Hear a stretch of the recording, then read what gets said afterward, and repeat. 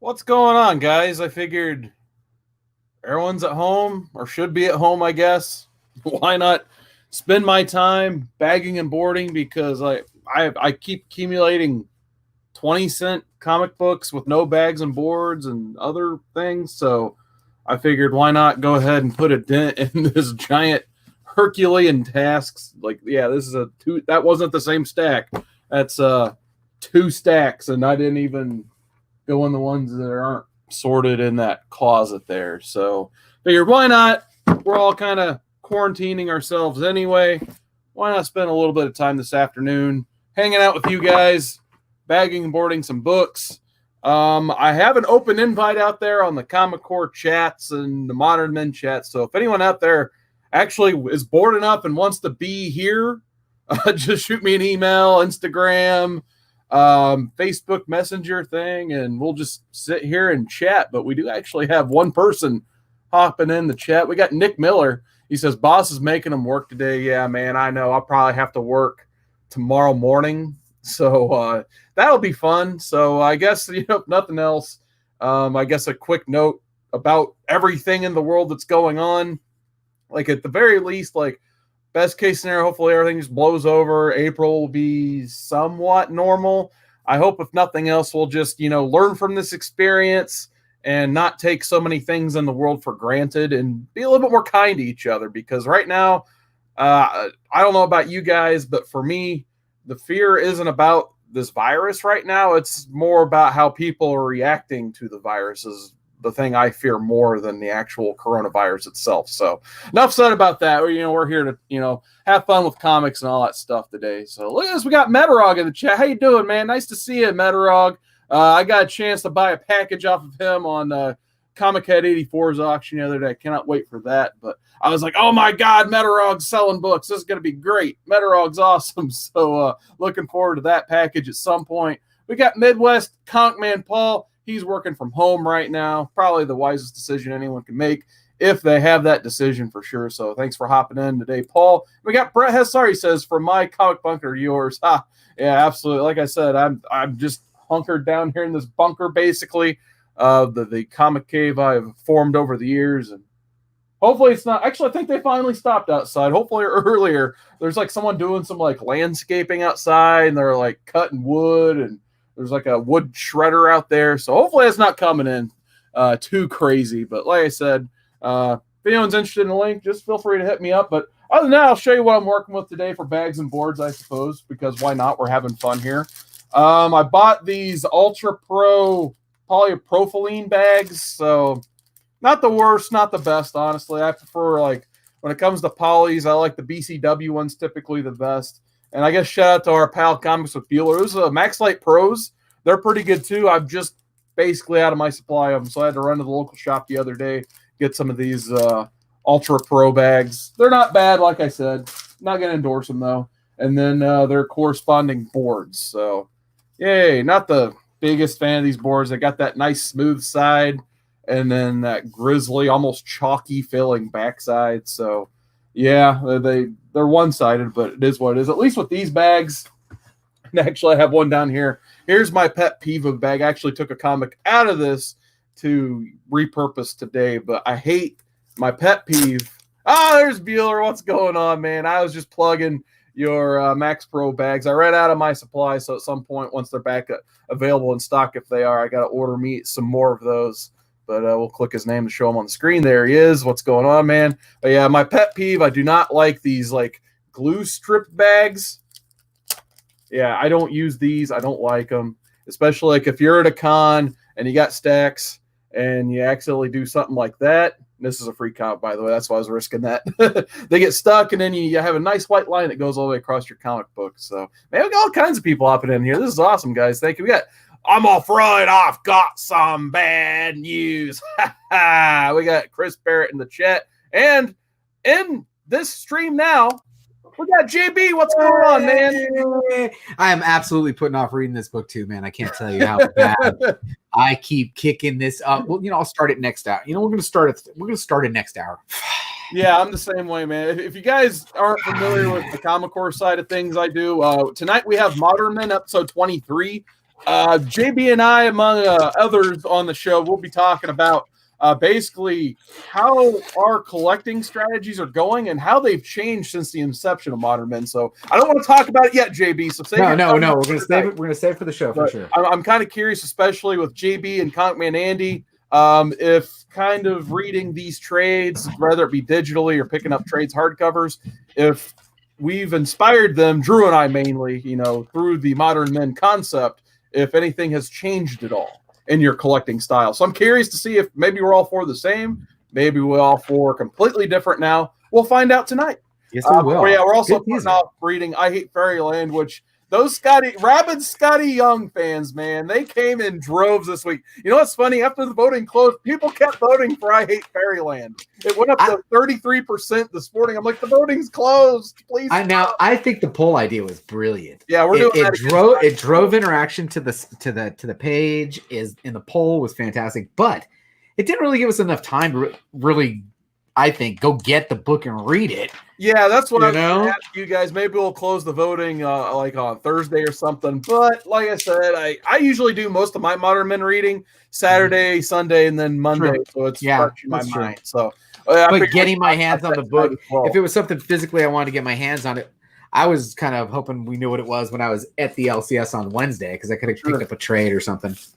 I guess while we're chatting, I could actually bag and board one book. That's what I'm doing too. You said we were bagging and boarding, and I got a bunch of bagging and boarding. If anyone wants to join us bagging, so we're just bagging and boarding, self-quarantining. Feel free to hit us up. Yeah, JB's. This is all that fun stuff. Self-quarantining is perfect for JB because I'm in this freaking room all the time anyway. I'm self-quarantined all the time. Awesome. So before I bag and board my first book, I guess let's get back in. I didn't finish going over the chat yet. Oh, okay, cool. We got man, like I said, people are they're hopping in left and right today. We got two brothers. What's going on, man? I like seeing those two brothers, working together, getting their channel up and going, talking about comics. They're blowing up, man. Come on. They are blowing up. So great work, Two Brothers Comics. Sub those guys up if you haven't already. And he's got to make me take my sip of water, man. All right. There we go. YouTube is 90. Drink it in, man. It got a little bit of the puppy. Le Champion, all the catchphrase. Jericho comes up with your catchphrase every week now, so I have to use it for 90 MF Comics as he loves him for Chris Jericho. They even said, drink it in, man. We still got Metarog in the chat. I always like seeing Metarog in my chats. He's one of the best guys out there. You know who else is one of the best? We got Fish Tropic. What's going on? Let's see what he's Go ahead, say it. You say it every time he pops in here. Say it. The first subscriber. The first subscriber he ever had. All of these emojis. He's got a thumbs up, a clap, a juice box, a taco, and I can't tell if that's like peanuts. Okay, it's one unshelled and one shelled peanut. Okay, so there you go. I love it. And Barrett says, so I finally got my Kirkham giant size Gene and Emma. It looks beautiful in that Mylar. Yeah, absolutely. Like I said, I'm working with the polypropylenes and any book I really like. We got those e-girders, baby. That's what I'm working on right now. In fact, we need to order some more of these. We got a few. And man, look at this. We got J Hood Creative says, hi guys, 2 live streams in the middle of the afternoon. This is madness. Hopefully, sorry if I'm stepping on any toes. I was thinking to myself today, I'm like, I bet no one will be live today. So I scheduled 12:35. Like, maybe JB will put on the screen. Like, wait a minute. That's what time it is. 12:35 Eastern. Correct. Let's immediately schedule it to 1:30. And then I saw that. Yeah, I saw you schedule it. What 12:30? I was like, I'm sorry. No worries. I was like, damn, I was gonna lurk it. No, I'm not allowed to lurk. I don't. I signed the NDA on lurking. Nice. But first book, I'm bagging boarding Bloodshot Zero. So I got a ton of Bloodshot books because I kind of challenged myself. I'm just like, I wonder if I could put together this run in these 20-cent bins I've been shopping at the local half price. 20 cents. 20 cents. So I think I got one issue missing, and I'm not like, please don't go out of your way to send me the missing issue for the love of God. Please, I don't care that much about it because I know that takes all the fun out of it. That's the whole point. He wants to go hunt them. And Legend's like, hey man, just so you know, that one issue you're missing, I bought it for you. I'm like, no, dude, don't worry about it, man. I'll find it. And then actually, J Hood says, have you guys tried the Max Light? Yeah, I just got done saying it on the top of the stream. Like that's, I would say BCW and then the Max Lights that Bueller helps sell. Those are probably my 2 preferred favorite bags. JB, what are you working with? I've talked enough about that. for regular bags, it is just the BCW stuff, but I'm only picking it up at the LCS. Now Billy's got that discount code from Economics, so I'm probably gonna check that out. I have not tried any of the Max Light product yet that Bueller has, but I did use some advice from the Comic Spectre. I don't know why I have to say his name that way. But the Comic Spectre put me on to the My Light 2s and the fullbacks. Yeah, I'm almost completely sold too. I think I was going to wait for either my tax return, or my work bonus, and I was probably going to order like 2,000 or 1,000. I did it. 1,000 of the. I did it. Yeah, I had them delivered 1,000 of each. And, did you get the halves or the fulls? Bit the fullbacks. Oh wow! Dang, the fullbacks. Huh? I did the fullbacks and the My Light 2s, and just did the 1,000 of each, and had it shipped here. And I've been working on that pile for quite a while now. Wow, that's cool. Because I was thinking about doing that. I hate it when things don't match up, though, man. That is so frustrating when you're bagging and boarding, and you end up with one extra bag. Oh my god! I purposely because some people are like, yeah, all you gotta do if you're out of fullbacks, take 2 halfbacks and put them together. Like, then I'll be short. I'll have one overage in the bag. I'm like, no. So I thought about maybe a little bit of the fullbacks too, but as you can tell, and my room is in shambles now because I almost need to build a new shelf. Like, there's a window here. Obviously, you guys can't see it, but I thought about moving the TV in a different room and then doing the shelf and first world problems. Like I said, I hope nothing else.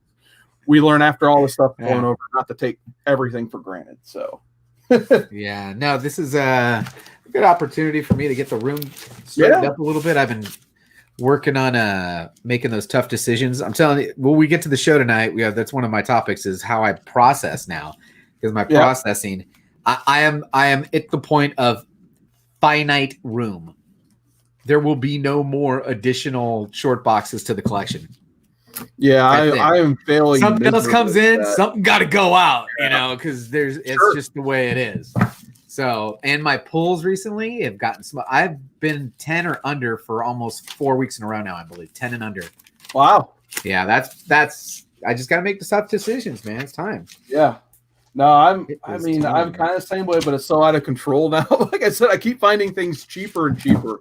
So that's a good purchase. Like I said, I see, this weekend I did the same thing this weekend.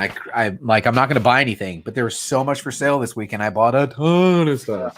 It's like I'm only missing issue 6. I'm just like, I might as well see if I can put together these runs I keep tripping over, in these cheap bins because they look. I know people criticize 90s books, but sometimes I kind of prefer, read a 90s book just because that's when I started collecting. There is a bit of nostalgia, especially when you start flipping through a book. You see those ads, you see all the little extra, like the freaking cards in it and everything. It's fun for me. I got a 90s book for you right here. You can get on the wheel to win this guy right here. Yeah, chill that real quick. You can get on the wheel to win this signed Jim Lee Wildcats 2 signed by Jim Lee. Simply by going to this morning's video and dropping a thank you @ Jack_B_comics. I'm sure someone else has probably already commented it there, at least one person. And you can get on the wheel for tonight's Disco After Dark to win this comic book free of charge. I pay the shipping. If you've got books here, and you probably do, there's 70 open orders over here. I'll pay for all the books to be shipped to you if you win tonight. So check that out. Why am I doing that? Because Jack B bought the entire show. He sponsored the entire pop-up show today, and all 10 rounds are free. Free comic books, folks. Spread the word. Today at 2:35 p.m. Pacific, 5:35 p.m. Eastern for 2 hours straight. We're going to do nothing but give away comic books to those who are interested. What can I say, man? Jack B coming through today. That's awesome. So big shout out to Jack B. I mean, that's unprecedented to be unprecedented. The completely pay off just to give back to the community. That's awesome. And originally he didn't want me to tell anybody who he was, and I kept going like, come on, really? And he's like, no, I'm just trying to pay it forward. That's nice. And I finally convinced him. I was like, no, let's put your logo on. Let's tell everybody who you are. And he's like, all right, let's do it. I think that's another one of your catchphrases, right? Comic Karma is real. #. Comic Karma is real. This one. Absolutely. I can give you an example of some comic karma. I do believe Friday night we made it happen. Biggie got his Grail, right? He got that Golden Age Captain America. Oh, wow. He was willing to do whatever it took to get his Golden Age Captain America. So he had put up a bunch of books. he basically put together a bunch of books that he was going to send to me, and I was going to buy this book for him. I said, listen, man, before you do that, if you're willing to part with these books, offer them to the community first, and whatever you're missing at the end, we'll make up the difference, and we'll get that book. So as he starts to put up lots and nobody's buying him, he's telling the story of why he's finally given up his books, because Biggie don't sell books very much. He just doesn't give them up. That's the first time I remember. Yeah, he just doesn't give them up. Yeah. And as he's doing this, Steve Whiting sends the owner of the book $100 and says that's on his Grail. So now it's done. It's saved, right? He's already got a deposit on it. Damn. Old Stone Cold, man. When that guy strikes. The Comic Don buys a lot from Biggie, a $50 lot of books, sends him $58, and then says, keep the books. Oh, man. So he basically gave him $58 towards his Grail. Told him to keep the books. Now, here's the Comic Karma part coming back around. 84 was having an auction. He was giving away 2 prizes. And there's 2 examples of Comic Karma, actually. Mm-hmm. The people who were watching the 84 auction on Friday, he gave away a sketch cover of Thor, and CFAP won it and immediately gave it to Comic Phantom, which is amazing. Classiest move we've ever seen, because Comic Phantom earlier 2 months ago bought all of CFAP's books that were sitting here and sent them to him as an A-OK. Yeah. He returns the favor with I want a free sketch cover. Give it to Comic Phantom.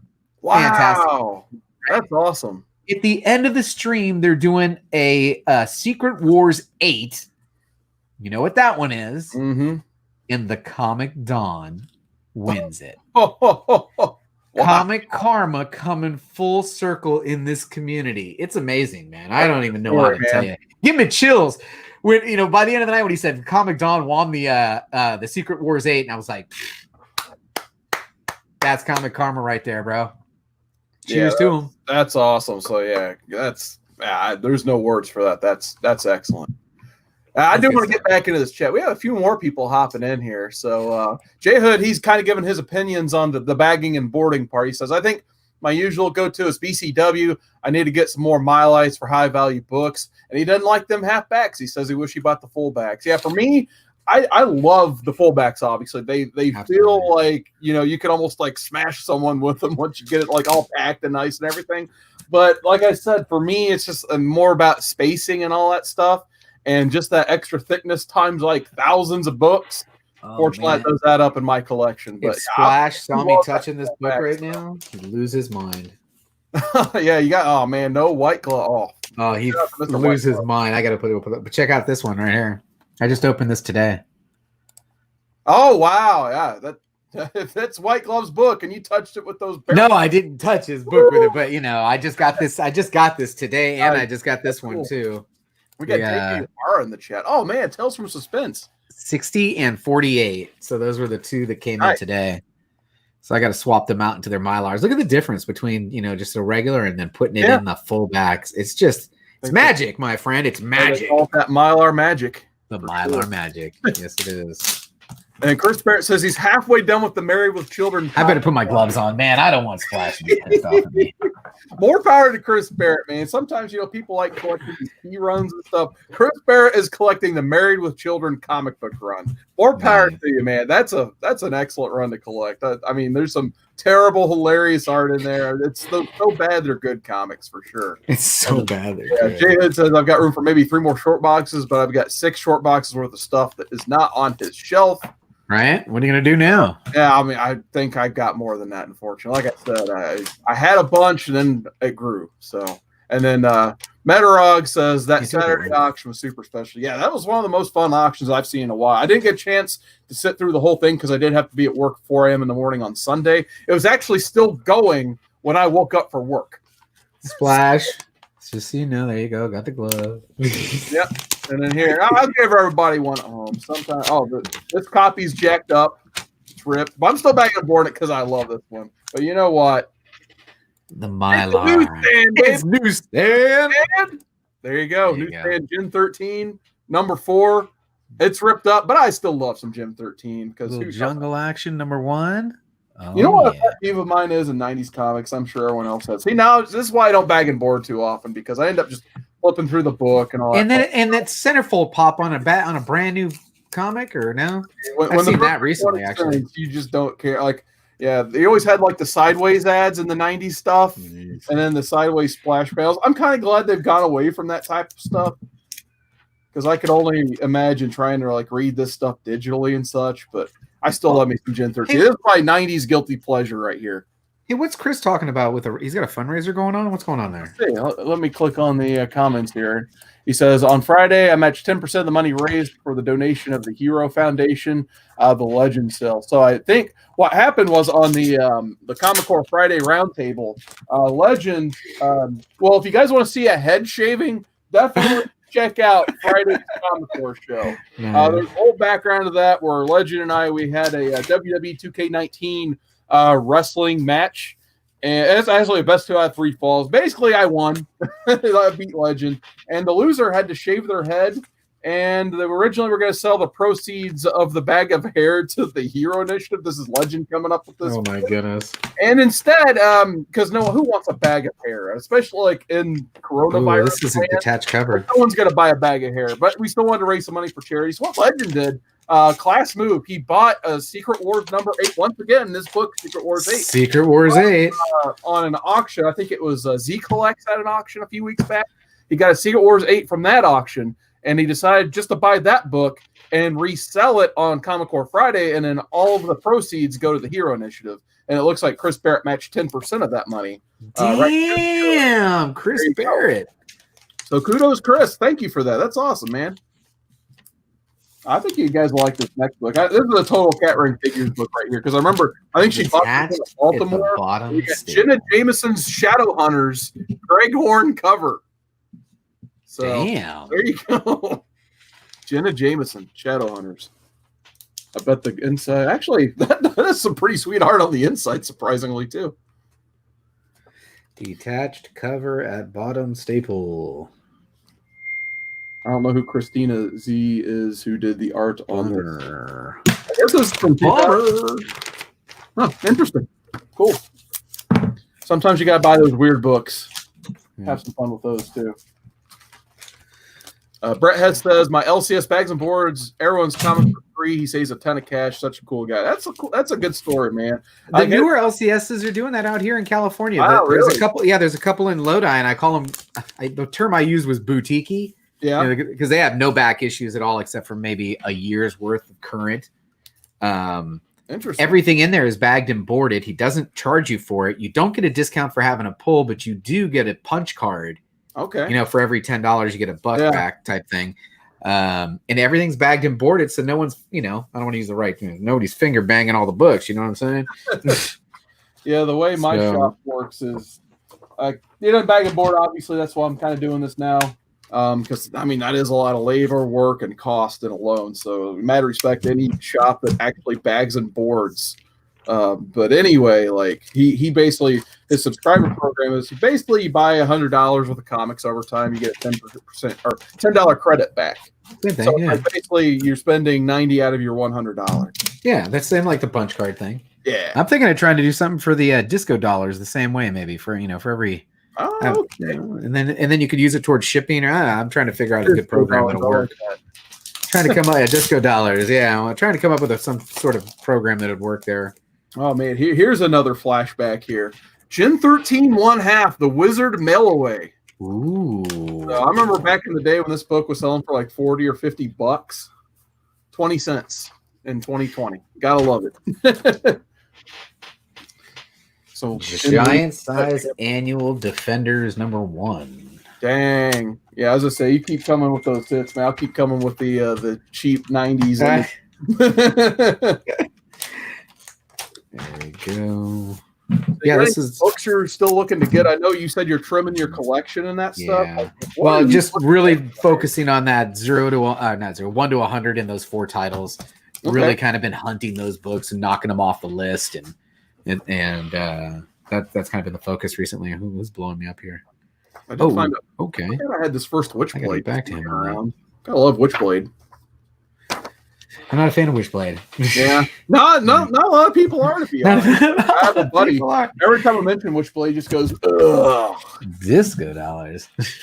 He says I might have to register just to use that gimmick. Copyright it now, JB. Nice. We got Comic Books NYC in the chat. What's going on, man? How you doing today? I almost said tonight. This is like the first time I've done a live stream in the afternoon in like 2 years. Oh yeah, good stuff. Good stuff out here. You know, like I said, I just hope everyone out there is doing well, taking care of themselves, taking care of each other. Because, like I said, I work in retail, and it's not been the most pleasant experience, but I think everyone is kind of slowly realizing we're all in the same boat. Yeah, I think so. JB, you got me doing something like as I'm bagging and boarding these books. What I do is I make your pull tab. Yes. Like that, and then I put it on the back top of the book. There you All go. I gotta do is very nice. You feel it and boom, it comes right back off. Very cool. Very cool. Hashtag pull tabs. Hashtag pull tabs. That's one, yeah. We still got people up. And look at this. We got Wolf Blitz in the chat. What's going on, man? He says he's working from home today as well. Love me some Wolf Blitz. That guy's hooked me up with some phenomenal deals in the past. So definitely check out Wolf Blitz. We got Superior Hero Reviews in the chat. What is going on? Patrick Seacrest Kelly, how's it going? And Roadhouse. Roadhouse. Chris Barrett, Comic Books NYC. A lot of awesome people in the chat this morning. So like I said, hopefully everyone out there is doing well. If you're just joining us, we're just bagging and board. If anyone wants just kind of hanging out, send me an email, put it in the chat, send me an Instagram, a Facebook. If anyone wants just chill out, join the stream. We're gonna be here for a little while. We're just talking comics. Not going to anything too crazy. So wow, looks like Big Lion Cat is getting this book. He's the only entry into the @Jack B wheel for tonight's thing. One entry. Wow, he's got a great shot. BLC, he's gonna take home that book. Your contest here, like Jim Lee is getting increasingly harder and harder to meet at these cons. Like he has this gimmick basically where the only way to really meet him, like you got to pay CGC like what, $40 or $50 just to get one book signed by him now. Like he doesn't really have, unless he still does like San Diego something, he doesn't really like go and get a line going and that stuff anymore where you can just get a free sig from him. Like you're going to be paying double figures per signature from Jim Lee. I'm glad I met him when I did, because I got like 5 or 6 books signed by him for free. Actually, I got hanging up there. I got an X-Men #1. And then I said Wildcats #1 signed for nostalgia purposes. But yeah, I mean, now JB wants to enter his own contest. But yeah, hang on to those Jim Lee signatures, man. They're good stuff. I like these signatures. Look at what J Hood says here. He says he regrets not getting a Michael Turner Sig on Witchblade #1. I took that book to a lot of cons and never stood in line. Yeah, luckily I did get my Turner Sig on my Witchblade #1. But that was one of the most epic line waiting experiences ever, because Turner was the biggest guy, period, in the 2000s in terms of artists. Like he was the guy to meet, and he's the guy you wanted to do your book if you were a writer. Phenomenal. Oh, yeah, Ninjak #1, Chromium goodness from the Chromium. Double-sided Joe Quesada Chromium. Love it. I have one of those set aside somewhere. Nice. I just couldn't get rid of it. Yeah, I think when I was ringing this one up, once again 20 cents. But the lady at the register is like, "Wow, that one's only 20 cents. This looks awesome." That is a screaming deal. Chromium, yeah. I think one of my local shops had one of these Valiant Chromiums on his wall. I'm just like, you want to drive 5 minutes to have nice books? You can pick one up for 20 cents. That's fantastic. Yeah. Let's see. He did. Chris Barrett. Is this the one? Because I'm moving this one out tonight. This is going to be a prize tonight. Chris Barrett. Is this the one you sent me? Because I am actually putting one out in a prize tonight. You can win it back. Yeah, why were you chatting here? What's the story? If Chris Barrett's still in chat, what's the story on these mystery boxes, Barrett? I hear you got some good hookups. Like, how can people get a Chris Barrett mystery box? Do you know that he basically won the fan vote of the last show? Wow! For dollar for dollar, for dollar, Chris was voted the best mystery box because it was relatively inexpensive. Nice. That's awesome. I like hearing those great stories of the community. Oh, it was the Superman. Okay. Thanks, Chris. Let's see. Jay Hood's asking a question here. He's like, what's the longest you think you've stood in a line I probably waited more than an hour once or twice for Jim Lee, an hour for a few others maybe. Yeah, back in the day, like it's there's so many cons now and this oversaturation that we'll see if it goes down or not. But back in the day, like the first con I ever went to was 2003. I think it was Wizard World, Texas, and there they had a signing for Brian Michael Bendis, David Finch, Danny Miki, the colorist for David Finch, and Joe Quesada. They're all four signing at the Marvel booth together at the same time. And I believe I didn't know any better at the time. I just those like I wanted to meet Bendis so bad in the early 2000s because I was a huge fan of Ultimate Spider-Man. I think that was the best book on the shelves in my opinion at the time, especially when I was in college. That was my favorite book for a while. I think I ended up waiting 2 hours in that line because I was basically third in line. I was just like, I don't care. These are the guys I want to meet. I'm waiting. I ain't going anywhere. Get the hell away from me.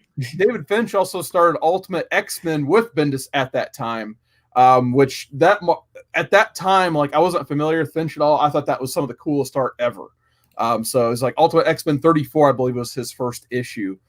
So I was just like, I got to meet this artist because he's badass. So I probably waited about 2 hours to get through that line, but I was a jerk in college. I was just a snot-nosed kid. I probably got a stack of like 10, 12 books signed by Bendis and Finch alone. Today I have those like 4 signature books still in my collection. Every one of them, I love all of them. So definitely was worth the 2 hours in line. But the other funny story about that is on the other side, the signing I secretly really wish I was going to, it was like a VIP only signing, which the ticket sold out instantly. Joss Whedon was signing on the other side at the Marvel booth because Astonishing X-Men issues 1 through 3 had just launched. And I'm like, man, that would have been the ultimate line to get into. But unfortunately, I could not afford it as a broke college student at the time. Yeah. So that probably would have been plus more than 2 hours of waiting. So let's see. Patrick Seacrest Kelly says he's in now. What's going on, Patrick? Metarog says, how is it only 460 subs? It is criminal. Unfortunately, I had a lull for a while on this channel where I just didn't put out too much content. I focused more on the Comic Core stuff. But then, like, I was just like, I think I was talking to Great Legend, and he was just like, as long as you can reach out to those 2 or 3 people, sometimes that's all that matters. And I'm just like, I do have several people subbed up on this side who don't really watch a lot of Comic Core content. So I want to make sure I do right to the people who, they're subscribed here. I don't want to ignore those people. So I decided to slowly start trickling back the content on here as well as my Comic Core work. So I want to make sure I'm paying the respect to each and every sub over here instead of just forcing them all on the Comic Core. Which I want everyone to sub up to the Comic Core, obviously, but I like the people I have here as well, for sure. You actually stream Modern Men on your channel tonight, right? No, I haven't been streaming Modern Men on here.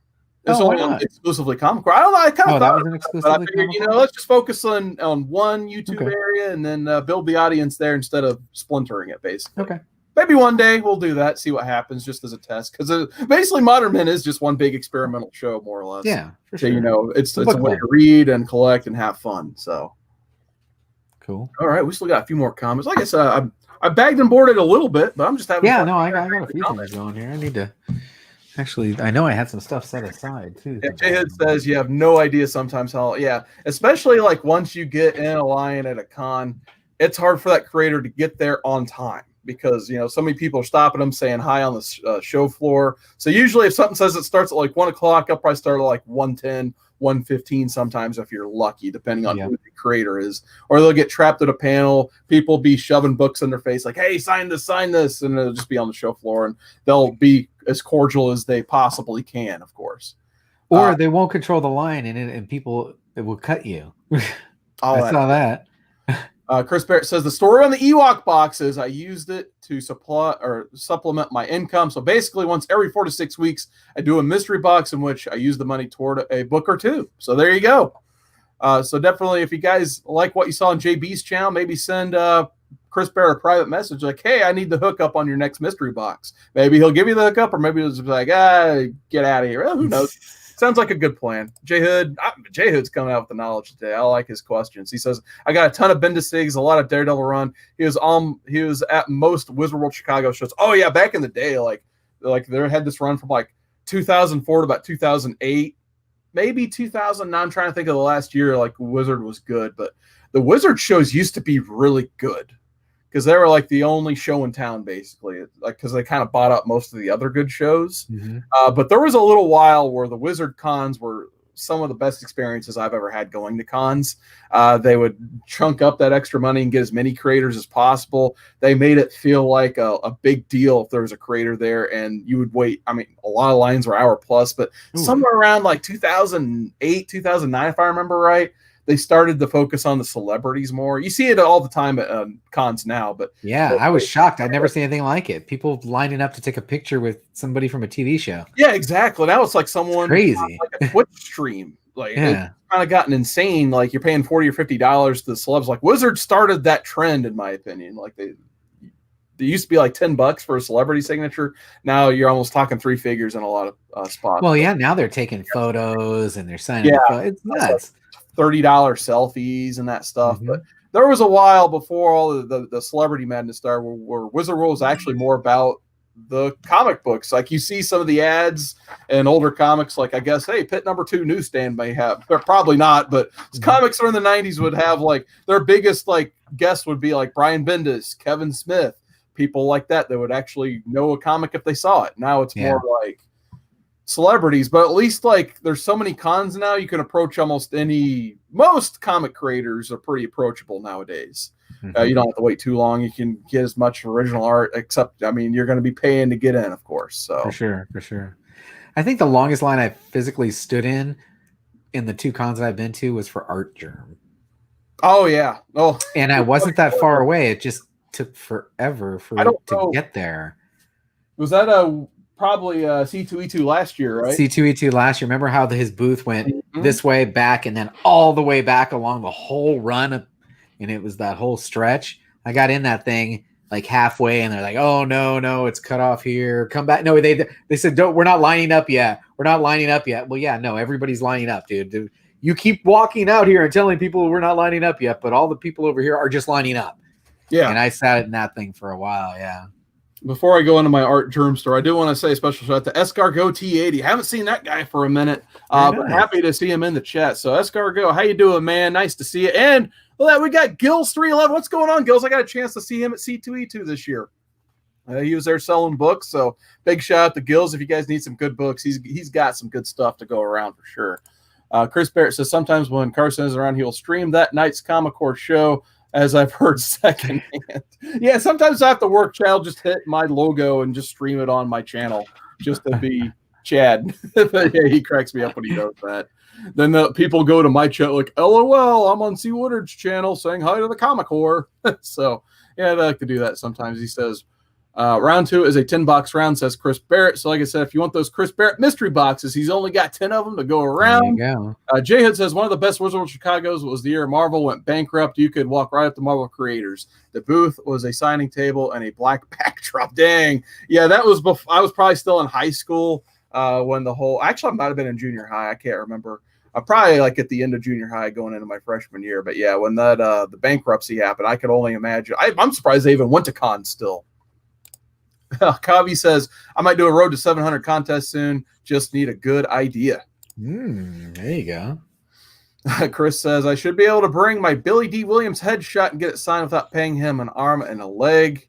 And then Metarog, he's just chomping at the bit to advertise Kavi's contest. So, you know. There you go. Contest. Contest. Metarog is definitely your guy. Oh, look at this. I got a newsstand at Savage Dragon #1. There you go. Savage Dragon. Hey, Metarog, I guess but I haven't said the prize yet, so it's not really a contest. Is it a contest if you haven't announced a prize yet? I'm trying to get the comic artist to help me design a new logo for my channel. I actually had Rob Boswell send me a couple of renderings of some stuff that he's working on. And it was fun, man. I think this is going to be a great idea. There's a lot of great talented people in the community, and maybe one of them can help me come up with a decent logo. That's cool. I mean, I love Mr. Comics 89 did the same type of thing a couple months ago. Matt asked, some artists to come up with something, and they came up with something really cool for him. Here's a random. I learned about this one from Reggie Collects. It's Savage Dragon #3 newsstand edition, and I guess his claim on his channel this is way back when. Way back in the day. The first published art from J. Scott Campbell. It's in the final No page of the letters. way. So there it is, Wow. Jeffrey Campbell or Jeffrey Scott. Savage Wow, that's totally cool. Yeah, shout out to Reggie Collects on that note. Reggie, shout out to Reggie for sure. You know, I got the kids home today, and I'm shocked that they haven't come busting through this door yet.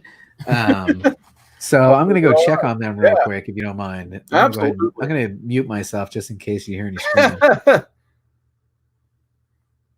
So once again, just big thanks to everyone for joining me today. Like I said, I don't really want to go outside today. I'm going to do my part, quarantine myself as best I possibly can.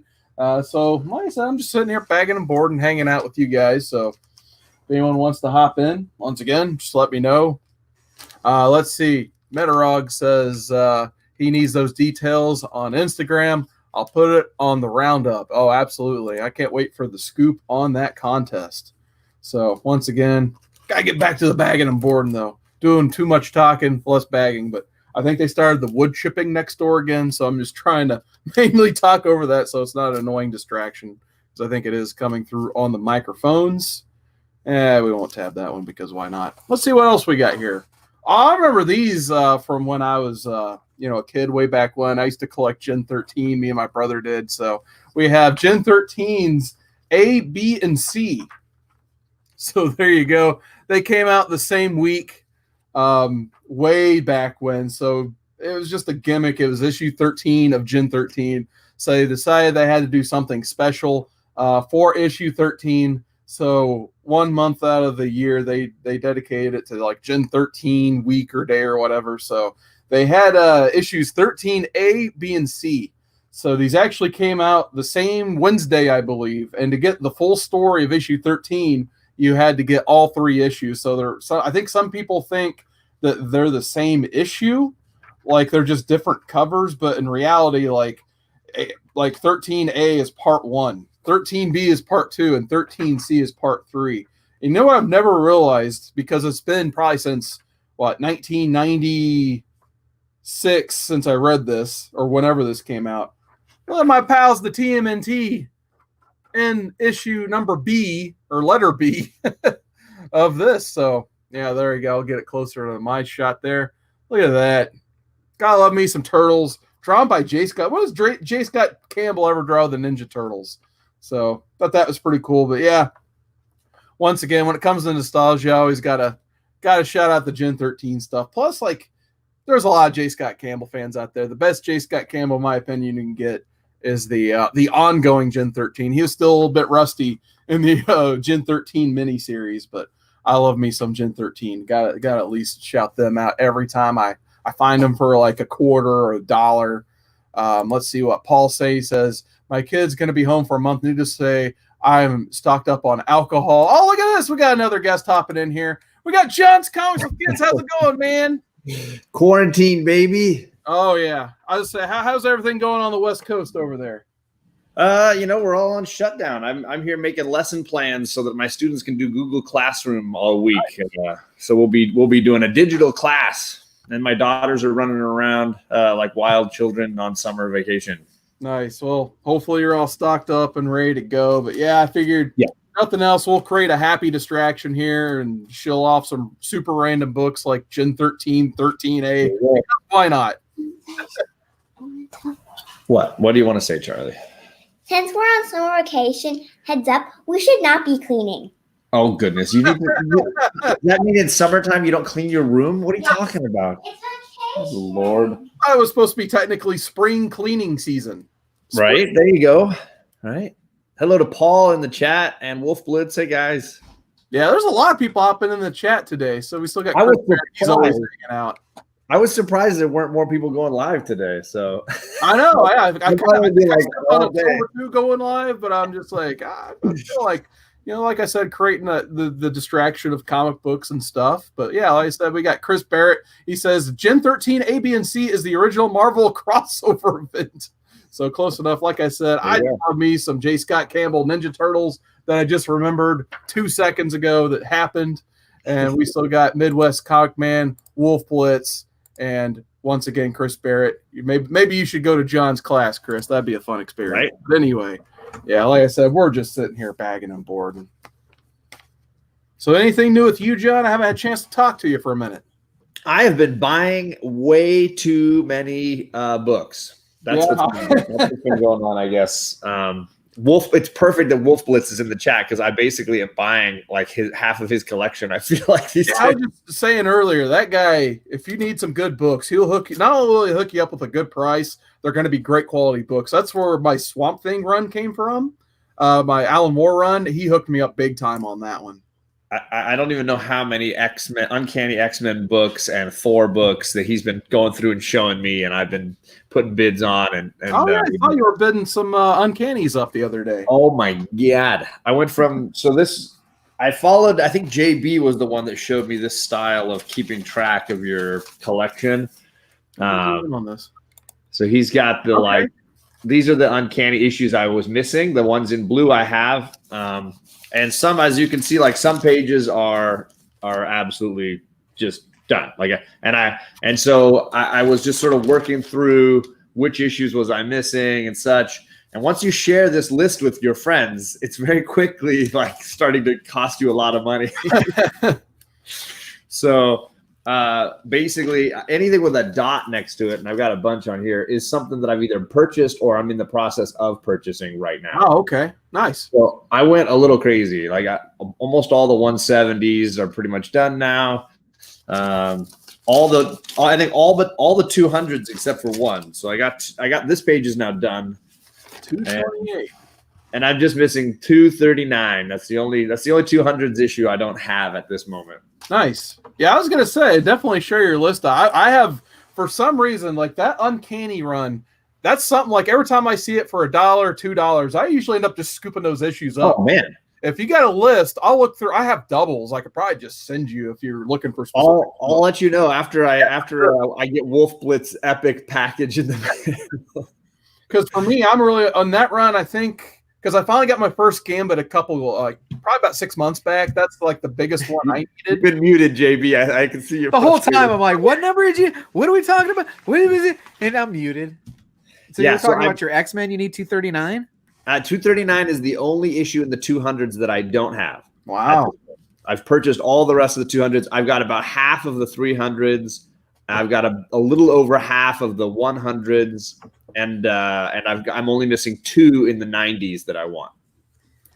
Oh, okay, nice. And none of them are like the big keys. Like none of them are like the huge 101s, 94s, giant sizes. I'm not missing any of the monster books.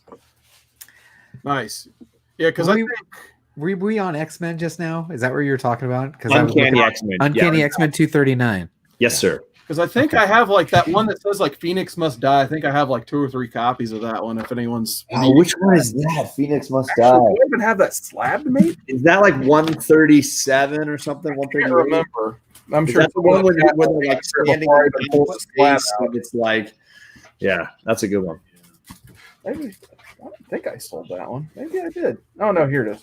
No, that's my Alpha Flight one. Maybe I just completely. Oh no, that's one I was thinking about getting slab. But I think I still have like 2 or 3 copies of that. So yeah, definitely post up your list somewhere. I'll see what I will. I got a T2 downsize, even though I'm always upsizing. And I think that, like you were saying, if you can find those, and I jumped in on a bunch of Wolf Blitz's auctions, if you find those for $2 or even $5, I just jump on them. Yeah, exactly. Same here. That's why I keep accumulating. Like I got one. I left my haul downstairs because I'm going to show that on my Tuesday night stream tomorrow. But I think I found 134. I think I got it for like $2 yesterday. So like, why wouldn't I? I already had. How do you say no? How do you say no? Exactly. Yeah. And then now the ones I'm going after, like the ones I'm really missing, most of them are in this 94 to 130 run. So those are the ones that are like, okay, now they're like $10 an issue. Yeah. No, that's kind of where I'm at too, John, with my X-Men collecting. It's like the big keys I need obviously are 94 and 101. I think if I got those 2, I could easily get the rest of Claremont. Right. But then they keep, Moira McTaggart is now a key. That issue just blew up. I got that one like just in time. Like I got that one for maybe like you just don't know $5 at an auction lot. So I felt very fortunate for that. But look at this. We got some more people hopping in the chat. We got Prowler. Boom. That guy is always in my streams. Big thanks to Prowler for hopping in today. Very cool. Brandon Stawinski hopping in the chat. Another great Nice. auction guy from way Yeah. back right there. Yeah. Man, I gotten several good books off that guy. Very cool. Very cool. In my opinion, some underrated covers here. Because John, you like some Serenity, right? I do. Oh man, I got this lot way back when I was going to put them in individual bags, but I always Let me dig some out. Give me a second. yeah, because Hey, see what? How long are you going to be going for? I'm just going at this point, man. You're just going. I may pop back in later. I got to run a quick errand real quick. yeah, go for it. Thanks, everybody. Thanks for joining me, man. Yeah. But yeah, I got the Joe Quesada cover on that one right there. The reason I paid like $15 for this whole bag, actually, I might have got like a buy one, get one $10 off deal. But I had been looking for this cover for a while, and I'm trying to think of who posted it. I should ask JB because he actually showed it off on his channel today. But someone had a slab of this signed by Summer Cloud, but it's the River Tam Josh Middleton variant. And this is the main one I wanted out of the whole lot. Yeah, there it is. It took me several years to get this book, but I've always liked this cover and really wanted it. Yeah. So I think now that I'm looking this over, the only one I'm missing is Mal. Yeah, this one right here. Yeah, TJ sent me a set, and so Nice. It's all the characters. Well, Right. if you need this one, I'll put it in a pile for you because this is a second copy for me. Oh, sweet. Yeah, that's the Actually, only one. The only one I'm missing, I think. John Cassaday. Yeah. So I didn't need a second copy. So if you need it, I'll pack it in a bag. If we actually do somehow all end up making it to MegaCon, who knows? I'm I sure. can't believe they haven't announced anything. I thought for sure by now they'd say something. Yeah, I don't know what all they're waiting on. I think they're just testing the waters the next couple weeks, and yeah, it's going to be strange. But yeah, I'll put this in my pile of books I'm holding for people, and there you go. Bud. The John pile that everybody has for me now. There's like a little bit of Legend, a little bit of Chad, a little bit of Cat Friend freebies up there that probably don't even know about. I got like a whole priority box for Andy so far. I haven't mailed it out yet because I keep adding to it. But we're going to give this River Tam. I finally get the E. Gerbers out for this one. We're going to put this one in that pile, our magic. Oh, baby. So let me see. I got, for the first time ever, I got my first Mylites. Oh, nice. Yeah, JB was just showing off this big Mylite package he got, too. And some full backs. Ooh. So I went with the standard and the silver golden age size. So I got a little bit of everything. Oh, wow. Yeah, I So- think when I do, because I was telling everyone earlier, I think when I do my big E. Gerber order, I'm probably going to wait till like I get my bonus or tax check just for the heck of it. And then I think I'm just going to get like at least 1,000 standards and 1,000 halfback standard size. Because I just really like the standards overall. I think, they fit pretty much anything with ease. And I just really like the way they feel and go in the short box and everything. So, And I will say, like, I have no issue with the Max Lights, although I do know that, like, from a science standpoint, people are telling me that the plastic is very, very different between a Max Light and a My Light. yeah, The My Light is the bag you never have to change. exactly. Yeah. This So is the Max Light, which has a longer lifespan than a poly bag, but maybe not a permanent. Ooh, that's a good cover. yeah, it's not bad at all. I'm trying to figure out I don't know who did this. So it's the Free Comic Book Day Serenity. Cover by Daniel Dos Santos. So there we go. Nice. That's going in the bag. I'm going to go. Brandon Stawinski says he's got a new IG Comics page, so I'm going to add it here real quick. Oh, nice. He says it's Off the Hook Comics with some underscores in between. Okay. Awesome. I'll definitely have to I look see at it. that myself. Awesome. Let's see it. We got Air Spider 23 in the chase. Says, "Hey, Seawood. Hey, Sheriff John." So apparently you're a sheriff. I was just say you're the sheriff now. I got too many nicknames at this point, I think. So here's what the page looks like for people that want to find it. Here, let me clear off the screen and zoom in on that. There you go. Off the Hooks Comics, Brandon Stawinski Comics. He's got two, but the one with the underscores is the one you're looking for. I think I see some Mark Wade Flash in there. I always like that stuff. There's some goodness happening all around there. So I see Throg. It's like maybe some Boland Wonder Woman. Yeah, I'll have to definitely check that out for sure. I love Throg when the Thor frog. Oh yeah. I get too much joy out of Throg. I really want like Throg to make a cameo. It's just too funny a character. I love it. We got the man from Beantown joining us in the chat. What's going on, man from Beantown? Jay Hood says, Mylar is a very different type of plastic than other bag materials. Couldn't tell you why, but my old boss was a chemist, and I acted like I understood when he was explaining the differences. And I've heard people say that it's the stuff that our government uses to protect documents. Yeah, that's a big plastic, and that's the original form or function of that plastic. Right. Yeah, that's the big shill. If you go to eGrover's site and actually like read up about their company, that's what they'll tell you. Now here's a Drawing Blood number 3. I still needed to finish this series. It's a Kevin Eastman series. It's not Ninja Turtles. It's more or less about a guy who draws a comic exactly like Ninja Turtles, and like basically his mentor, if I remember right, he's like kind of more or less involved with like mob happenings. So like he's trying to like deal with all this gritty stuff with his mentor and all that stuff, and also kind of deal with being this washed up comic creator. So it's a pretty interesting book if anyone's ever heard about it out there. Let's see here. I'll have to check that one out. Yeah, Brandon says he's been enjoying Drawing Blood. I don't know if it's more than 4 issues or not. My store doesn't even order Kess Comics. That's who published it, I guess. But yeah, when I have another store I go to like an hour away from me, and they're the ones who typically order it if it comes out. Brandon says, I have had that username on eBay for a while. Something happened. I got locked out of my old page. I had to start using a new one. No one followed Brandon Swinsky Comics, so I used this one again. So try switching up the strategy. I understand that. And Jay Hood says, my one big takeaway is that Mylar has half the tensile strength of steel. That's pretty impressive. And we also got this series wasn't too bad. The Doctor Doom stuff. Probably when Marvel Unlimited gets the rest of these, I'll read more of them. But I do like actually. I don't know who wrote this. I've never heard of Christopher Cantwell, but that name sounds familiar. Yeah, I'm trying to think. It does kind of sound familiar. For some reason, I was thinking Matt Fraction did the first issue, but I'm probably totally wrong on that. I do like LaRocca's art. That's the main reason I got those first few issues of that. And then the next one, I couldn't get into this book. I don't know. I can't remember if you and Alec reviewed this one, Undiscovered Country. We did. What'd you think about that one?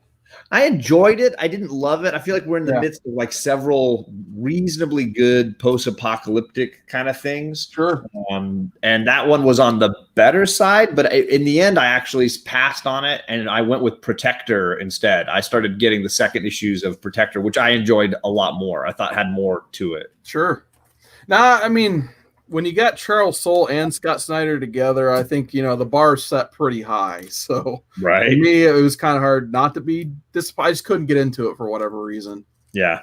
Just kind of like this next book here, like Far Sector. Like, I don't know why we needed this book, why we needed another. I love me some Green Lantern, but I don't know why I need like 10 Green Lanterns. So, I will say I'm still reading it and I'm still really enjoying it. Yeah, nice. Like I said, maybe one day when it's in a trade or a hardcover, I may check it out to see what I think. But it got better as it went along. Nice. I think the most recent issue I thought was interesting because it gave more to her backstory and why her ring is different than the other rings. Her ring charges itself. And it does it when it's not being used, which means the more she uses it, the more it drains and the harder it is to recharge it. So she needs like breaks to not use it. So it forces her to be sort of a little bit of ingenuity. She has to find ways to power down and not use the ring so that it can charge back up again. It's interesting. Yeah, like I said, like the first issue just didn't have a good hook for me. Yeah. So I just ended up inevitably passing on it. It was my least favorite of the issues they've done, but I liked it enough that I wanted the second issue. And then I liked the second issue so much more. Wow. I kept with it. And then again, I think that was the 4th or 5th one, maybe recently. Sure. And, I thought that was very interesting. I also really like the idea of their planet that they're on, where it's like they've gotten rid of emotion, like they've gotten rid of all these things. And then some people on the planet are starting to take drugs so that they can get their emotions back. Nice. And that's where this murder comes in. Somebody has committed murder because they're using these drugs to get their emotions back, and then they're losing control of their emotions. See, now you're definitely selling me on this book. Now I'll probably definitely have to check out once it hits like a trade format or Yeah, when it's on DC Universe app, absolutely check it out. Look, Chris Barrett, he says, here's a quite the leap in collecting. After I finish Married with Children, I'm probably going to go after the New 52 Green Lantern run. So hopefully he already has the pre-New 52 Green Lantern stuff. Because it's pretty much a direct follow-up. It's one of the rare direct follow-ups they had. And then he says, there's probably my problem is when I Mylar book, it has like 4 boards in it. I've been doing well with just one bag and one full bag. And I went. I don't need more than that. I bought mine off eBay or not off of Amazon. Alec basically showed me where he buys them on eBay on Amazon. Yeah, and he was like, "Here's the ones I buy." And he's like, I don't put all my books in those. I just put the ones that I feel like when they're up to a certain value, I put them in those. So I've got a little mixture. I still have some polybags left for those like free comic book day books or whatever. And then I've got the Max lights that I'm using for most of my books. And then the My lights are like, okay, this one's a slightly nicer one. I'm rebagging and boarding it like you're doing. I'm going to throw it into the nicer bag. Some Young Justice here. I still kind of like this series. I got to be honest. I got plenty of my boys in there. Tim Drake, Connor Kent.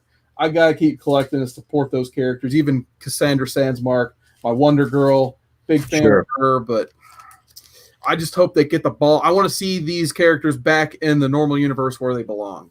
Sure. I'm tired of them doing these universe hopping gimmicks where they kind of just like, oh, we're fighting alternate versions of ourselves again that aren't the alternate versions from the John's Titans run. Like, that's what wears me out. That's what wears me out on The Flash. I always feel like it's always a time travel storyline. Yeah, you're not wrong. Like, I love me some time travel. Like when it's done properly, there's almost no better type of story. But I'm kind of over what they're doing in this book. Well, your Flashpoint was so amazing, but like you don't need every story to be that. Sometimes it's just a Flash in our timeline dealing with criminals and problems in our timeline. It doesn't need to be. I would love a really great Flash. He's a crime scene, a coroner guy. Yeah. I'd love episodes or issues focused on solving crimes. Yeah, that's the thing about heroes with occupations. I feel like too often in comics they forget, like for instance, that whoever's writing Flash, sometimes it feels like they forget that he's supposed to be a forensic scientist. Like, right. And it's just, that's what kills me. My biggest pet peeve about that is Batman particularly, because there's a number of things they forget when they're writing Batman a lot of times. Like, number one, he's supposed to be the world's greatest detective. So sometimes I want to see him actually detect. Like, too often he just goes and he punches and kicks and all that fun stuff too often. Right. And he's running a huge corporation, Wayne Corp. Like, I just watched the Dark Knight last night because I wanted to see me some Heath Ledger Joker. Sure. I love, all the Nolan Batmans, but my biggest thing in those movies, my biggest criticism of them is we get a great Batman, even though he was kind of like the supporting character in his own sequel. But you never get to see him be a good Bruce Wayne, or he doesn't do too much detective work. It's true. He's just really good at, he's almost like he's more like, I don't know if I want to call him Wolverine, but he's still the best he is at what he does. But he's just, because he can actually execute, the fighting instead of solving a problem using his mind. Right. Well, it's because a good mystery is harder to write. A good mystery is harder to edit and really craft versus a fight sequence is just, let's make it look cool and sound badass. Yeah, I think that's why, like, one of my, actually, I put this in the Modern Men thing tonight. I was trying to think of the book I want to suggest and put in the poll, but it just reminded me of Batman Hush.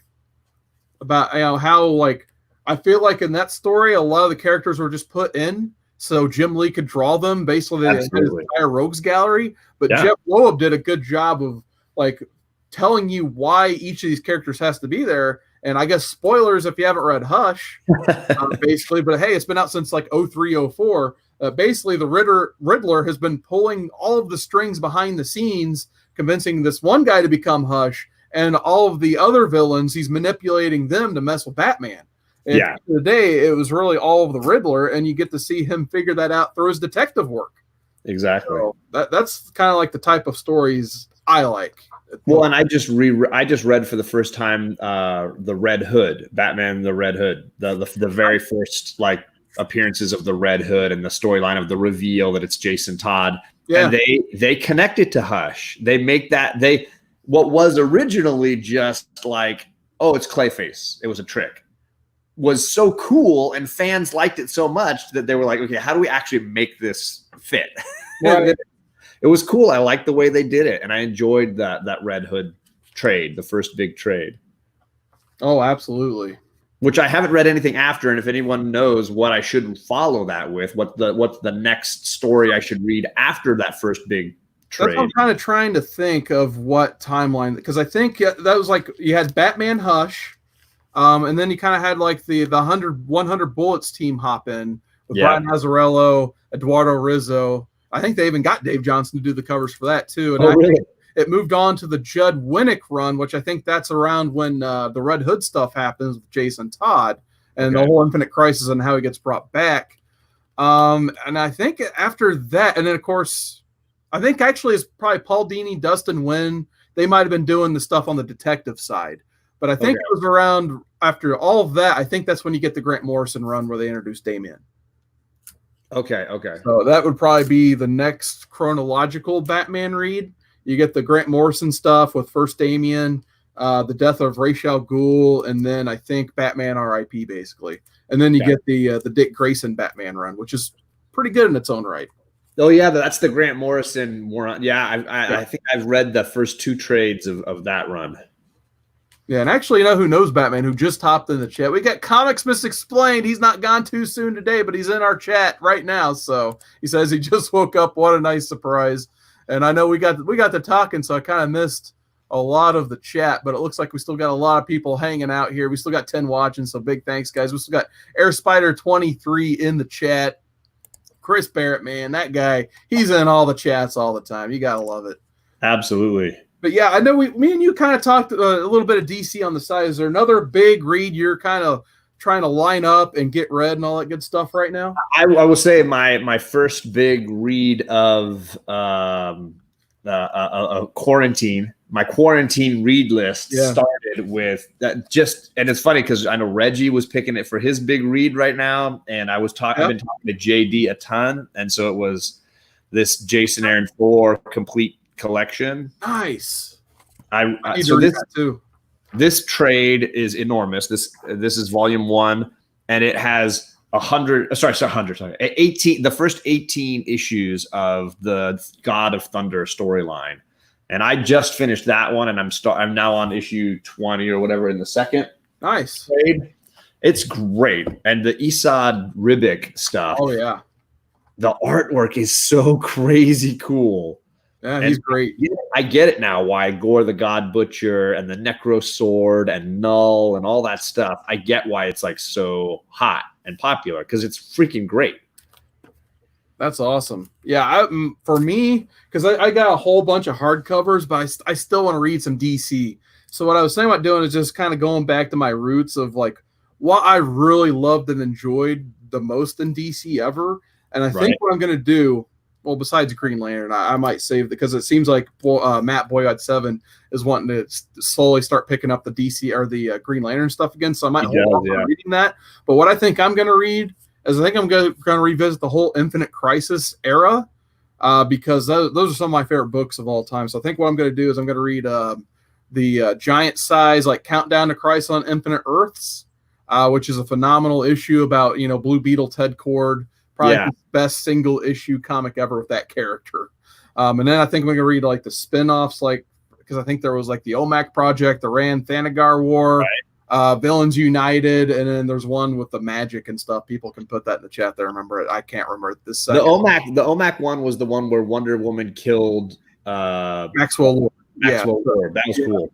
Yeah, I have those issues because I thought it was just crazy cool. Yeah, they tied that in with the Wonder Woman run, the one with the J.G. Jones covers. And then, they kill off Maxwell Lord after they kind of figure out his plan. Basically Ted Kord got killed finding out that plan, so they're trying to figure out why Ted Kord got assassinated, and they're slowly uncovering it. And then by that time, he takes control of Superman and all that fun stuff. Then I think I'm going to read Infinite Crisis because that's one of my. I mean, I love Crisis on Infinite Earths, but I still have a lot of fond memories about Infinite Crisis as well. And then I want to read 52 Weeks all in a row because they all like it's just a nice blend of like, in my opinion, when DC. I've never read the 52 Weeks thing. Never. I mean, I own the one issue where you have Renee Montoya becomes the Question, and that's pretty much the only one I own. Like, I mean, if you love your like B and C list DC characters, in my opinion, it's a must read. Not only like you have like one of the best creative teams ever on a book. So the 4 people they had on it, it was like Mark Waid, Jeff Johns, Greg Rucka, and gosh, Grant Morrison, of course. So you had those 4 guys like writing all 52 issues together as a team. But then you have like the team ups in the comic of like Renee Montoya and the Question, of course. Batwoman does her cameos in there, of course, with Dick Grayson, because they don't want to use the Trinity in the book. That's part of the gimmick, is they're all off for a year because of what happened in Infinite Crisis and before it. So they're not allowed to use those. You still see Clark Kent in the book, though, as Clark Kent, the human reporter, basically. He has no powers. Then you have like off Earth, you have the team. One of my favorite underrated parts of that book is you have the team of Animal Man, Adam Strange, and Starfire, and they're just trying to get back home. They're lost in space. So you get that team up, and then you still have Elongated Man and a little bit of Wonder Girl worked in there, trying to figure out why there's a cult trying to bring back, Sue Dibney and Connor Kent from the dead.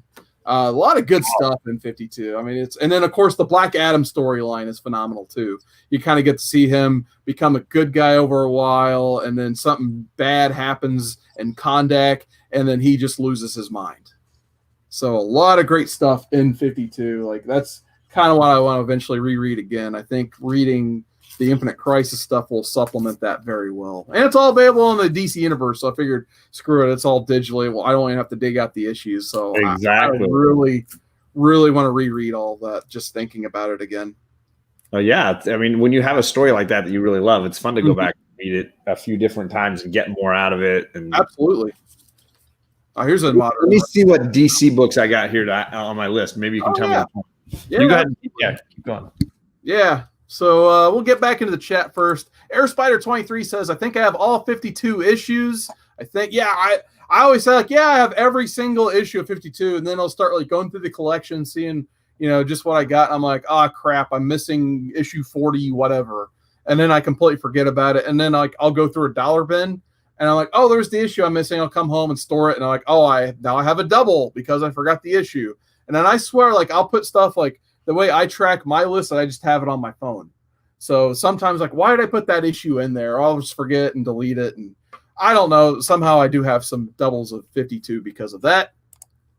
Chris says, I have the ISIS issue of 52 Weeks.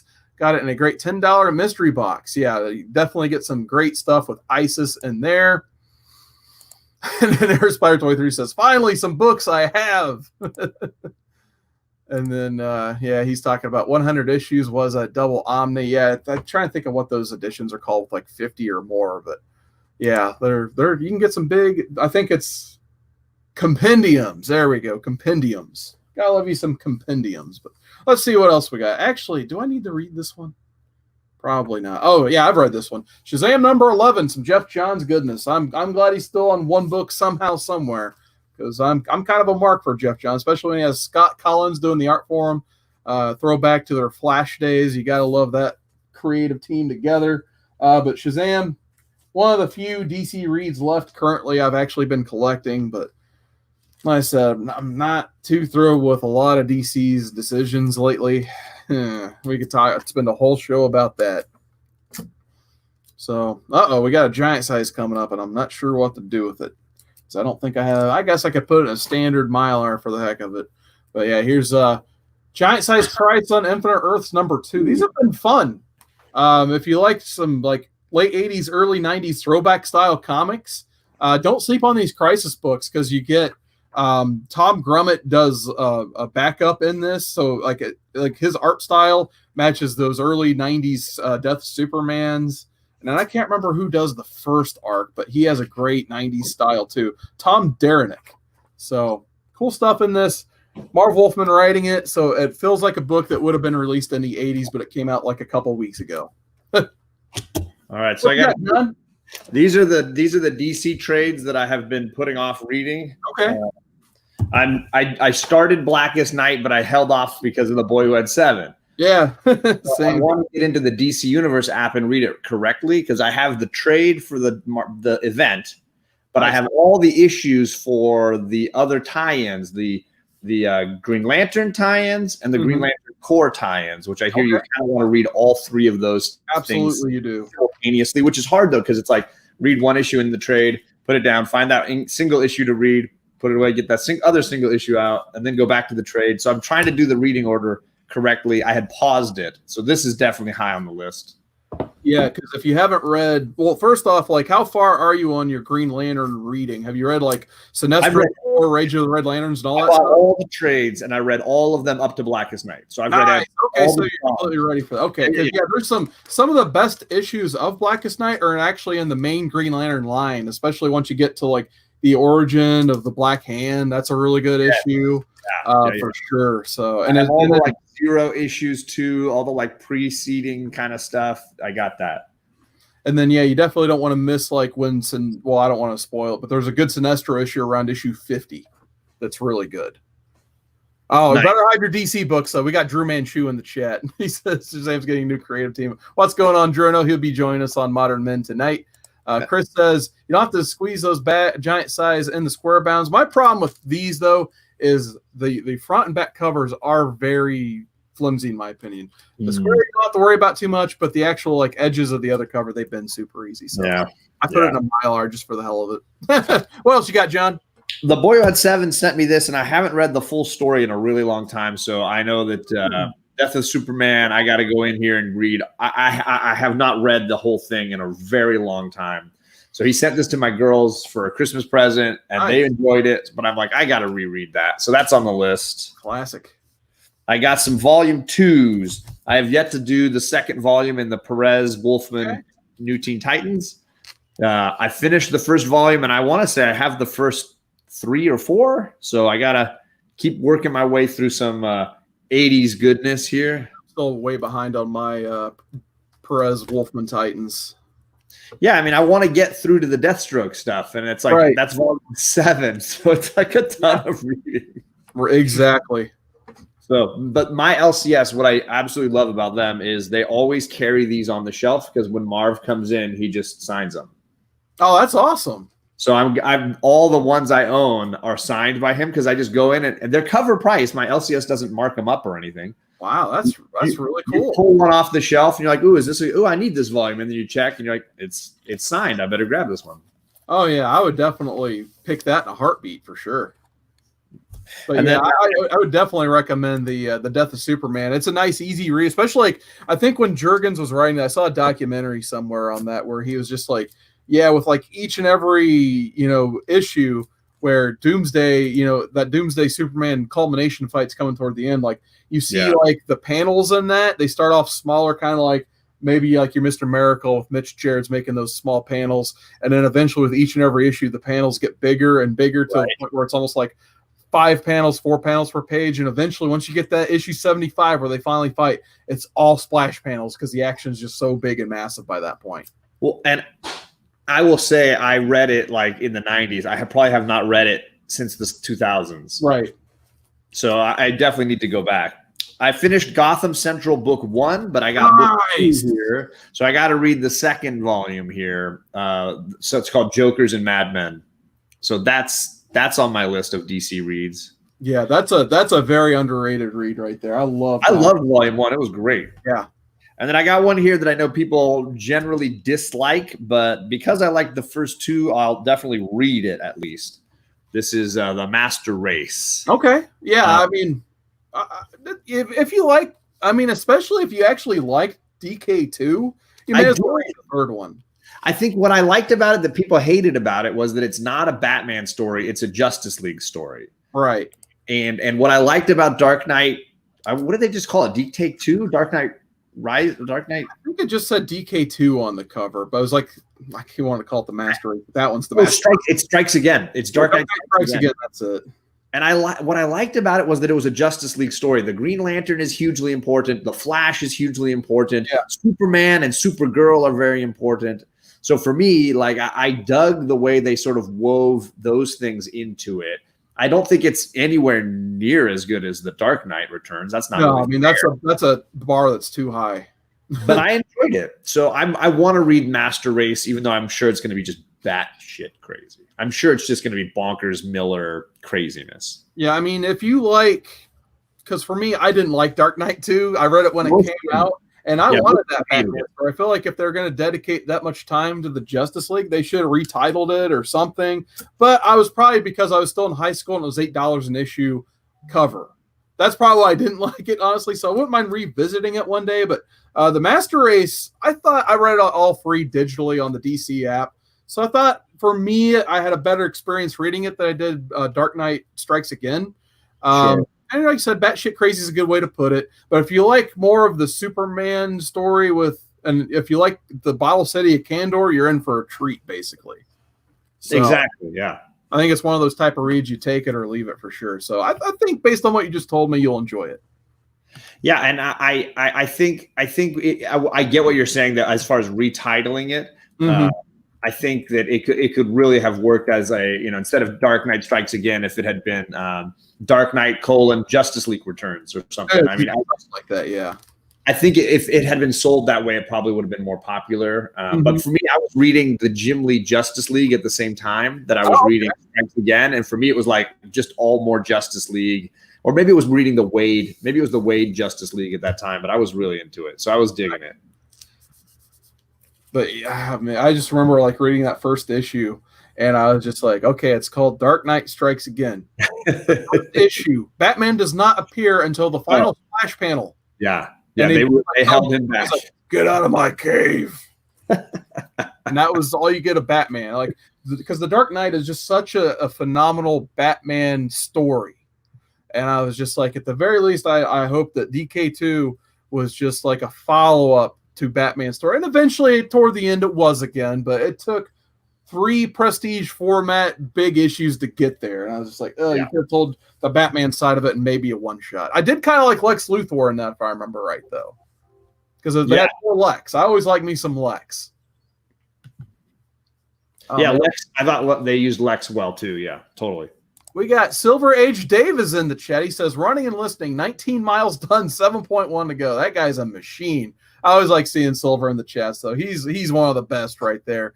Well, we got Catrin figures. She finally found one of these live streams. So I'm happy you're in the chat, Kat, for sure. She's always like, yeah, the notification thing, man, it didn't let me know until your stream was done. So finally happy to see Catrin in a live chat. It's awesome. So glad you and Drew could make it. We still got Chris Barrett. Like I said, he's in every chat all the time, 24/7. So was that your last read, John? You got anything else? I got some stuff that's not DC. Oh, okay. So I'm trying to catch up on some indies. So I got Monstrous here. I have not read Monstrous. I hear it's great. Oh, do I have it down here still? I have that somewhere. I have a big hard. Actually, you know what? It's right here under the boards. So yeah, I got this to read too. I think this is going to be one of our picks on the poll tonight on Modern Men. Andy actually suggested this too because it seems like everyone's bought this book, but everyone still needs to read this book. Isn't it funny? Isn't it funny? Yeah. I actually found this one at Half Price Books for like $25, and it was signed on the inside. Whoa! So right there under her book is the signature.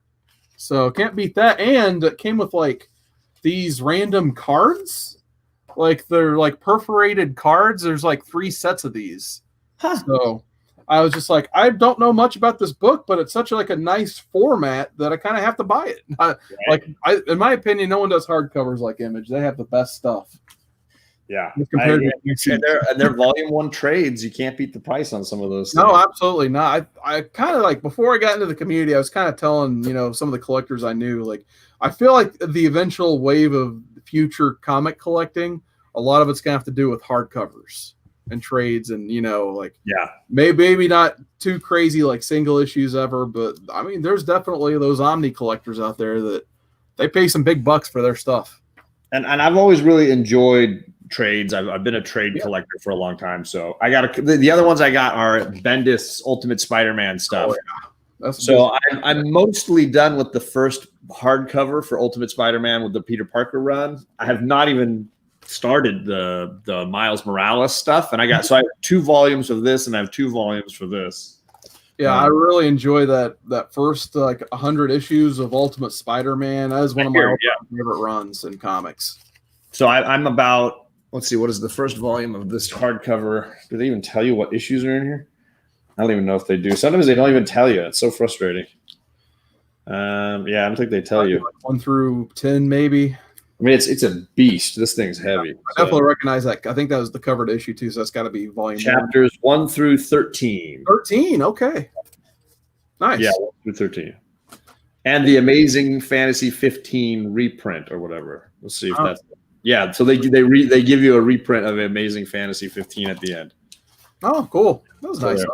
Right there at the end.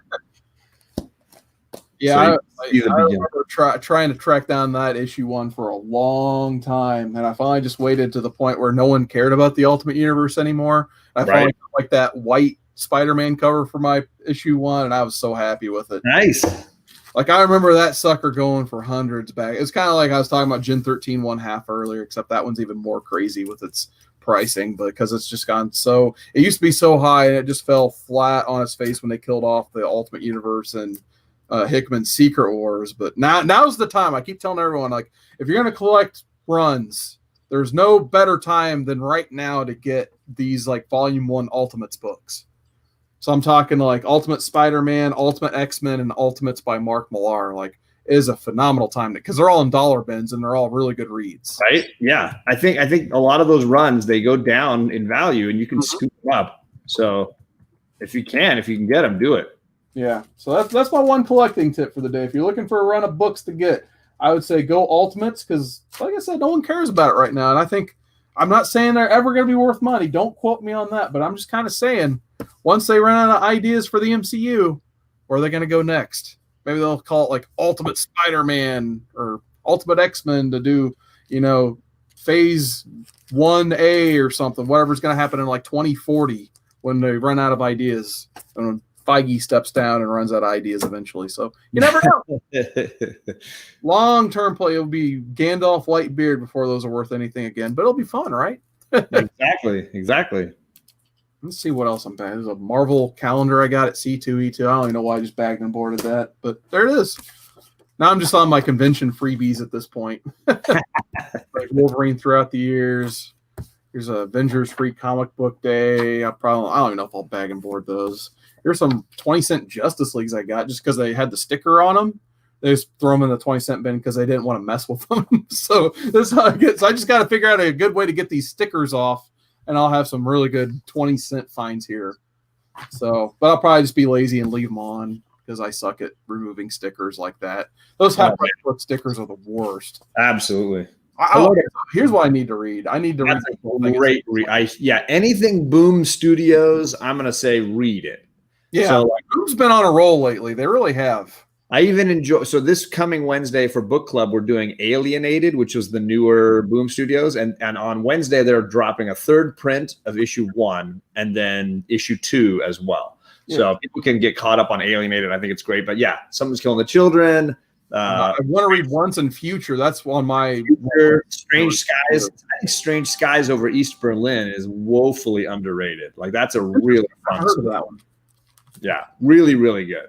My shop doesn't order a lot of Boom is my problem. Their main ordering is definitely DC and Marvel, and then usually Image #1s. Like if there's something independent like Boom, IDW, pretty much have to like tell them to hold it 3 months in advance. Unfortunately, yeah. We still got people hopping in the chat. There's a lot of people hopping in the chats today. We got Big Will. He has arrived.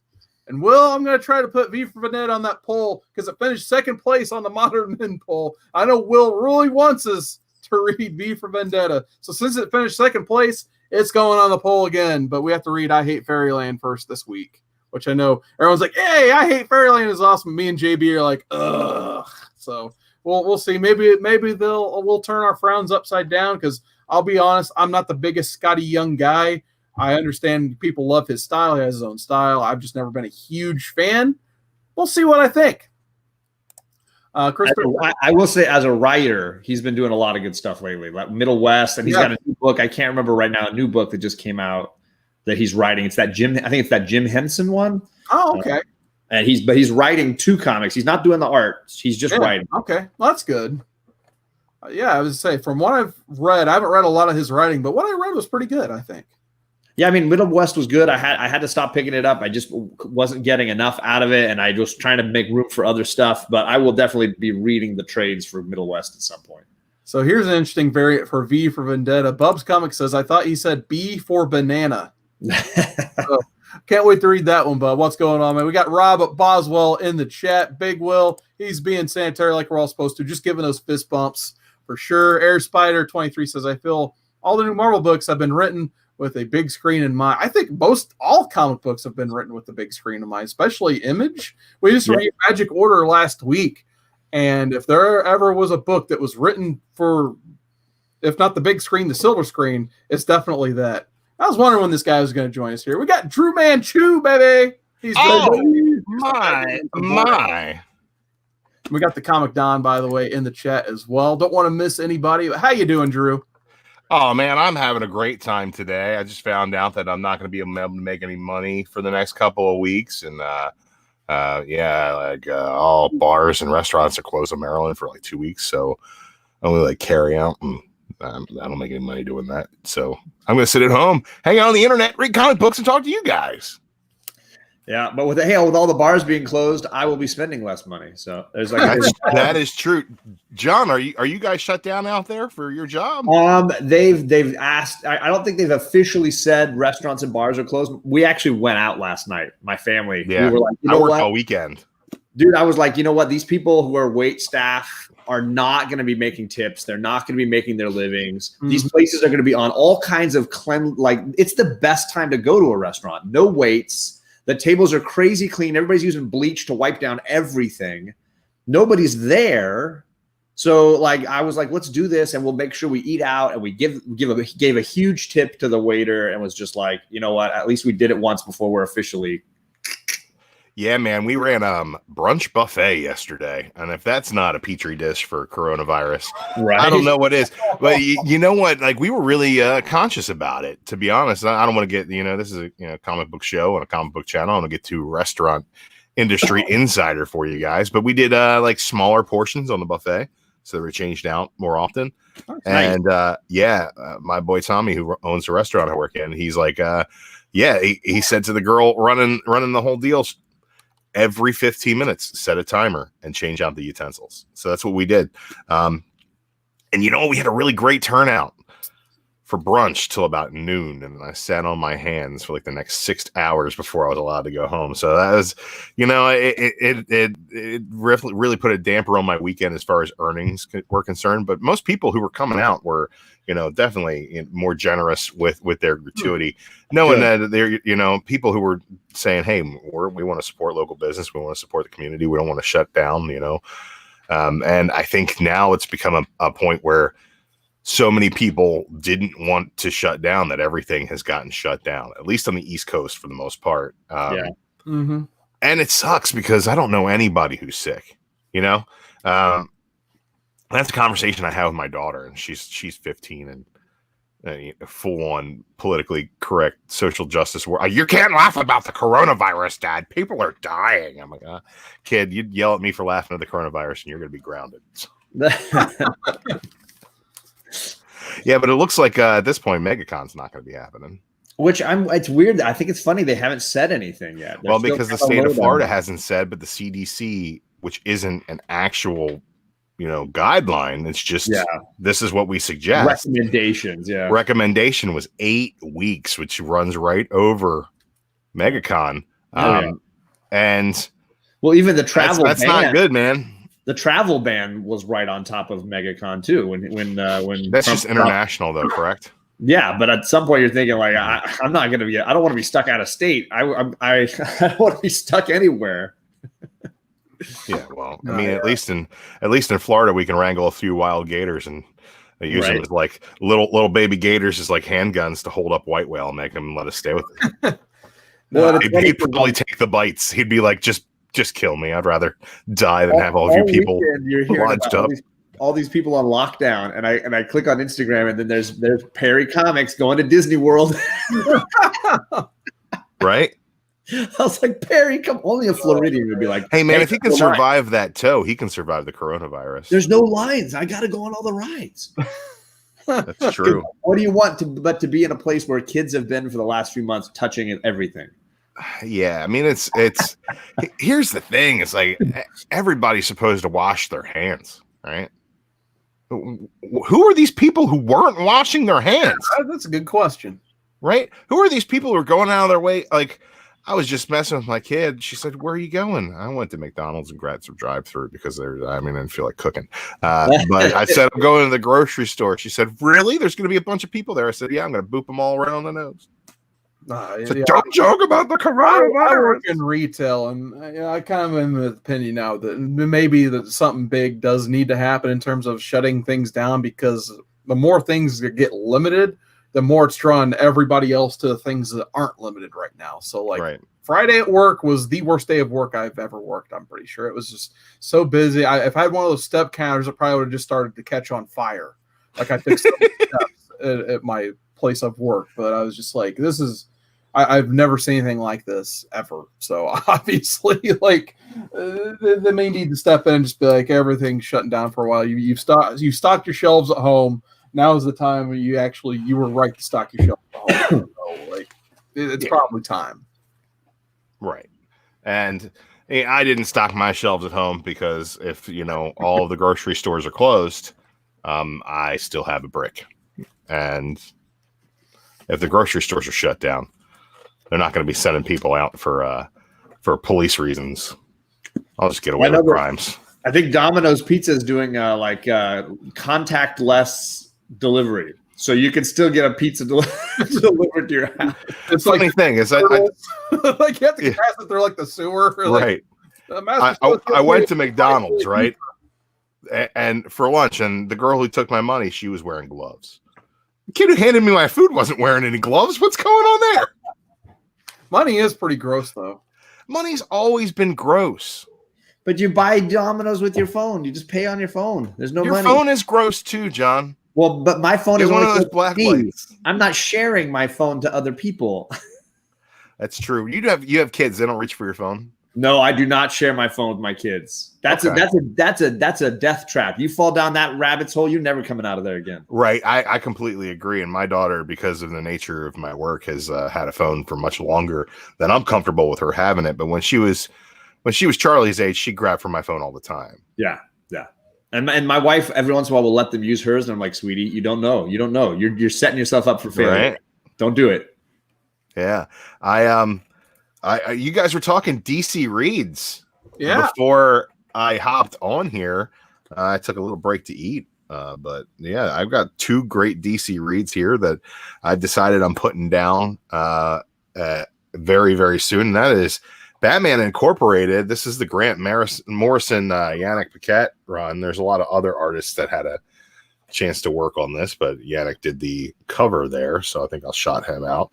I got this used for really, really good price. Nice. It was all used trades and hardcovers are 50% off cover price at the Collector's Corner, which is one of the shops in the area. You guys probably bought a couple things at his booth at Comic-Con when we were there in Baltimore.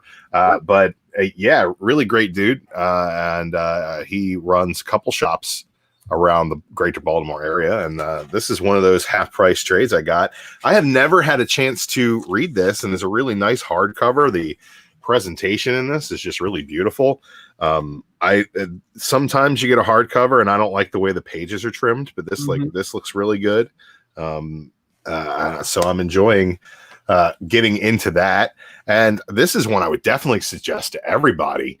This is volume 2 of Superman from Rebirth. This is basically the origins of the Super Sons, Tomasi and Gleason. A couple of issues by Doug Mahnke in here as well. This is, if you guys were reading. So that's volume That's the volume 2. Volume 2 Rebirth. It's the number 2 trade. Okay, because I think I read volume 1. I'm looking for volume 2. Yeah, this has got a $16.99 price tag. I'm pretty sure I paid like $3 for this in the shop. But there's a really great Escape from Dinosaur Island story in here that I really enjoyed. With what's his name? Is it Sergeant Rock? Oh, okay. Yeah, it's really nice Superman story there, stuck on Dinosaur Island, Sergeant Rock, and fighting their way out. And then you get back to the Tomasi and Gleason goodness of the Super Sons. This is basically the story of how Superman and Batman said, all right, if you guys are going to be going out and dicking around, fighting crime, we want you to at least be trained together. So a lot of this cover really tells it all for the meat of this story. Just Superman and Batman are the stars of this cover. You know, you got Damian and John on there kind of doing the same thing. John's just so happy to be there. Right? Rob Boswell's coming up there like, why are Batman and Superman kissing? They're not kissing as much as Batman's got this like little man complex standing next to Superman. Yeah, he's just like gotta be up in his face. And Superman is just kind of like calmly looking down at him, like, "What are you gonna do?" Like, really? Yeah, do this again, huh? And this is like one of the best dynamics. Like, I love Batman and Superman when you put them together, and pretty much everything except for film format at this point. But right. Yeah, like the best of the Batman run was that, you know, like the lead up to the marriage or whatever was that issue at the carnival. The date night was so good. Right. And it's just because Tom King, even though he doesn't understand Batman on a fundamental level, I think he really gets the Batman Superman dynamic. Sure. Yeah. Where they like everything about it is how much they respect each other. And it's like, yeah, like, and Superman just feels bad for Batman at a certain point.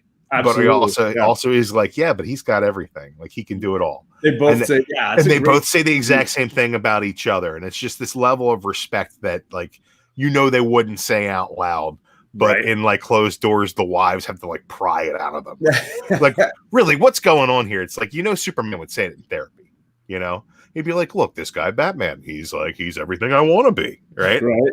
Well, it was funny because right as Tom King was ending his run, book club with Alec and I decided to read that issue. We're like, you know what? We're going to show a little bit of love for this guy who did nail a couple of issues that we really liked. Yeah, I mean, like, just because you hammer in a few nails doesn't mean you built a house, though. Right. That's what I'll say about the Tom King run. That issue is really great, and I want to reread the annual too. That kind of partners with it. That was pretty good. You know what? I like Batman v Superman and like the Superman Batman run with like Ed McGuinness. The Public Enemy stuff. Great run, yes. And then even some of the later runs in there have some really great art. There's the Dark Side stuff with Supergirl, the Michael Turner. Yep. Like, there, so much of that is so great.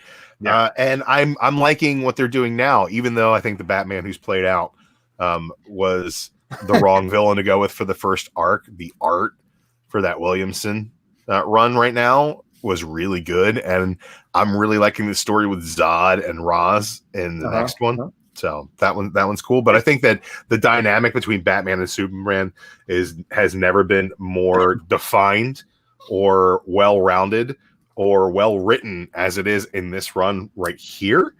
Basically because it shows their different fatherhood styles, and they are extremely juxtaposed. You imagine the kind of father Superman is. He's the Boy Scout. He's got to be there. He's not going to miss a soccer game. Well, he might be able to run faster than a speeding bullet, but like, and Batman is very, here are the rules. I'll be hands off. When you screw it up, I'll show up and help you. Right? Like, him and Damian have a very different dynamic than Superman and John do, and I really love that, man. I can't say enough good things about Tomasi's writing on both that run and the Super Sons, and this was kind of the run that kind of like tied it all together. It was really cool. Nice. I'm gonna get some lunch with the girls here, guys, so I'm gonna jump out. It was nice seeing you guys. Yeah, good to see you, John. Take care of yourself. Thanks for hopping in. Yeah, for sure. All right, we got Stanables Collectible or Stanables Universe in the chat. How you doing, Stanables? Stanables? I don't know if I know Stanables. Yeah, he says he just saw his first video of two women fighting over toilet paper. Funny but sad. Yeah, absolutely. That's pretty great. Stanables Universe. Consider yourself subscribed. There you go. Or me subscribed to you.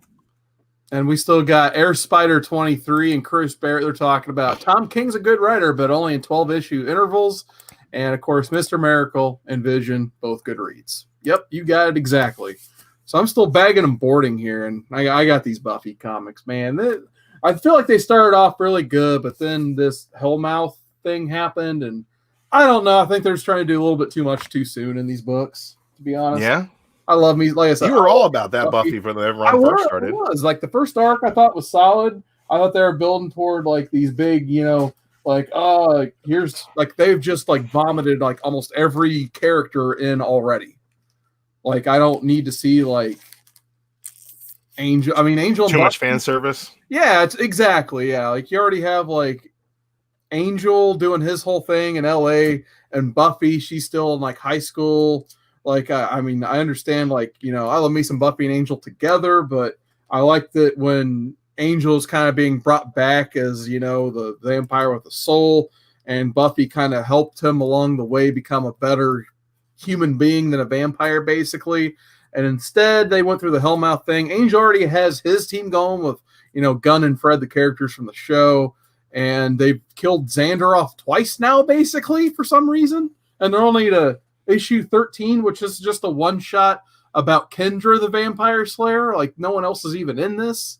So, I like me some Kendra, but another thing they didn't need, Kendra the Vampire Slayer. They haven't even killed off Buffy yet for the first time. She dies twice in the show. Don't know how they even... I probably read it and already forgot how they brought her back in, but at least you get these... I was never a Buffy fan. I kind of missed that whole deal. Oh, man. I didn't really, get into Buffy. It was like the first CW universe, really, right? Pretty much, yeah. I mean, the introductory shows, it was like the WB was like that.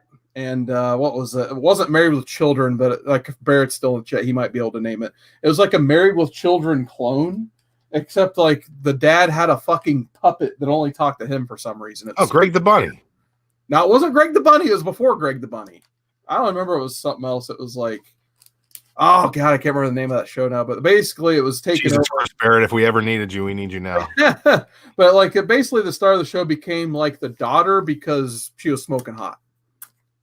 I can't remember her name either. But, yeah, it was a 90s WB sitcom that pretty much helped launch the network. Super random. Maybe someone in the name or someone in the chat remembers the name of that one. But, I mean, it was a Married with Children clone all day. Except for that freaking puppet. It was voiced by Bobcat Goldthwait, I think. Oh, I know exactly what you're talking about now. Yeah. I couldn't tell you for the world what it was called. And then later, they had another clone. So it's kind of like Grounded for Life later on. That was another. Grounded for Life was a pretty good show. That was pretty solid. That show had a lot of talent on it that went on to do more interesting things. I think both Donald Logue and the cat who played his brother were pretty solid actors. I remember I watched Dark Knight last night, and I was like, "Is that Donald Logue with a cell phone in his stomach?" Is it? I think it is. Isn't he in Blade too? I think so. Yeah, he might not Blade 2, Blade as well. Yeah, as well. Yeah, he's like the random vampire who just keeps mouthing off the blade, and somehow always escapes. And then, finally, in the final fight, I think Blade is there when he stabs him in the back, and you see him turn to dust or fire or whatever they do in that movie, and then Blade reveals himself. Unhappily Ever After. Thank you, Chris Barrett. I know he knew he probably had to look it up though. I don't know, he took a long time to answer, but he did get it right. Unhappily Ever After is the name of that sitcom. So yeah, he could be surfing. We don't know who else is live right now. Everybody's off work, or at least quarantined to their homes. Exactly. That's why I figured, why not do a live stream? And I'm sure, there's people sitting at home bored. I was kind of doing the same thing, or as me and JB were putting it earlier when JB was on, just putting off reading I Hate Fairyland for tonight's. Oh, you haven't read it yet? Oh, it's so good, man. I need to purchase it on Comixology, actually. I haven't even bought it yet, but it will be read tonight by 10 p.m., I promise. You know what? If you want to take the Allen on this, right? And Comic Story and has like a 20-minute video. Sweet. Yeah, you can just watch the 20-minute video. Oh, speaking of modern men, now I'm finally bagging and boarding this Oblivion song run I found for 20 cents and read on Comic Men. Jesus. Modern Men. So yeah. Oblivion Song for All. Good read. This was good. I thought it was good. I think it gets better after the first trade, to be honest. It kind of takes a wall around probably the third trade where it kind of is right now, kind of it's ramping back up. But I don't know. I enjoy that book. I think the art, which I found to be a detractor at first, is actually one of my favorite things about it. Wow. Okay. But yeah, I might give this the Image hardcover treatment when that time comes. For sure on that one, because I do love me some Robert Kirkman. Wouldn't mind. I always talk about rereading, there's so many things I need to read for the first time, but I wouldn't mind rereading Invincible as well by Robert Kirkman. I think I've never read that. That should be something that goes on the Modern Men list. I think it's really good, actually. Like, not a lot of people, when they think Kirkman, they think of his newer stuff, like for instance, Oblivion Song, Outcast, and then of course Walking Dead's the big one that comes up. And then maybe even your non-Image fans, Marvel Zombies, that's the other one that comes up. But Invincible, I think a lot of people kind of slept on most of that. For some reason, that first issue, people love collecting that, but the rest of the run, I mean, it's pretty much it's a solid read. It doesn't get really good, in my opinion, until volume 2. That's why I'm a little nervous to like do a Modern Men style on it, because I think we'd read it and it would just be kind of mundane, but it really picks up in volume 2. Yeah, that Die has its audience too, and I did not enjoy that first issue. I'm surprised that so many people are into that book. Interesting, because a lot of people are still on board with that, and Outcast is still going, right? I think so. Yeah, I'm still buying it. It might be coming out a little bit more spotty than it was before. Yeah, I stopped reading it probably about 2-3 volumes ago. I just keep buying it because I know it's going to end. They keep saying it's going to end soon. So trying to think of what I'd rather have them all. I was just enjoying it, and I'll go back and I'll read the whole thing. But actually, I think the ultimate example like that comes to mind for me, like it has nothing to do with buying comics. It was like I had a buddy in college, and he was a big fan of Smallville. And when we were in college, I think they were up like season 4 or 5, and me and him were like, "God, this show's hard to sit through sometimes." And it's like, I watched it for 4 years. I got to see how this goes. I got to see how it ends eventually. It's going to wrap up soon. It went on for 10 years. I think I finally actually did sit through every episode. I'm like, this is season 10. I got to see how it ends. And it finally ended. I'm like, thank God. Like 4 rough seasons in a row. But honestly, that last season's not half bad. This last couple bad episodes. But by the time you get to the finale's actually pretty good. I stopped watching that show way before other heroes started showing up. Yeah. Yeah, I think that they waited too long to pull the trigger on the Arrowverse style. Let's throw everything at the wall and see what sticks. I think once they did the JSA stuff, that was a lot of fun. Yeah, I never got there. Like they had the dude from Stargate SG-1 as Hawkman. I thought that was pretty awesome. Super random casting. Chris Barrett says he's the same way with the current run of Amazing Spider-Man. I would say go start reading through those issues, because while there is some dreck in there, there are also some really high points, like the issue where Spider-Man does J. Jonah Jameson's podcast. It's pretty great. I just like me some Dan Slott stuff. Oh, look at this. We got Rebel Comics and Gaming in the chat. What's going on, LP? How you doing? And then Chris Barrett says, well, not how Smallville ended. Allison Mack ended up in a cult. Yeah, that happened too, for sure. Yeah, she's in some sort of satanic sex doom cult. But yeah, there were some weird seasons of that show. There was one like they had this like a dude from Battlestar Galactica played Doomsday, and I was just like, he was kind of like a version of the Hulk, if I remember right. Where if he got like mad or upset, he just turned into Doomsday. I'm like, really? Like that's how we're doing Doomsday now. Like I think General Zod made him someone who was played by another guy in his 20s. Did you ever watch that the video, the Death of Superman YouTube video? Who did that? Max. Oh yeah, Max Landis. Max Landis. Did you ever watch that? Really good video. I mean, it's a hilarious video. He has some cool opinions, but it sucks that guy kind of turned out to be a scumbag. Who like, is he a scumbag? I always thought he was kind of scummy. He kind of abused his previous girlfriends. So, like I said, he used to have some cool videos where, like, he had a really good video called "Wrestling Isn't Wrestling." I think that was his best that's video. fantastic. And then he had that Death of Superman follow up to the Death of Superman. Yeah, so he had a couple good videos, and he actually had another cool run. I think I have that hardcover. Actually, yeah, Superman American Alien. It was just like 5 issues of that was really good. I enjoyed American Alien. Yeah, and unfortunately it turned out he kind of got Me Too'd in the Me Too movement, basically. You know what? He might not have got Me Too'd that bad though, because I hadn't heard about it. Oh, okay. But yeah, so maybe he's just laying low and buying his time. He wrote the movie American Ultra. Did you watch that? No, I haven't seen that, but I kind of it's on Hulu. Is it? And I would say if you're already paying the whatever $99 a month for that for me, right? Because it's in addition to Disney Plus or whatever, you got to get that Hulu. Use it, man. It's worth sitting down for 98 minutes or whatever it is and watching American Ultra. It's not a great movie, but it's fun. I actually watched some Hulu last night because Mark BKR90, he's slowly making me want to watch Akira. Because he's like, all these events now going on were kind of predicted in Akira. So I'm like, it's probably, interesting. Been a while. I kind of want to watch that's on the Hulu too. It is? The dub is at least. Yeah. I think both versions are what I search for. I'll watch anime.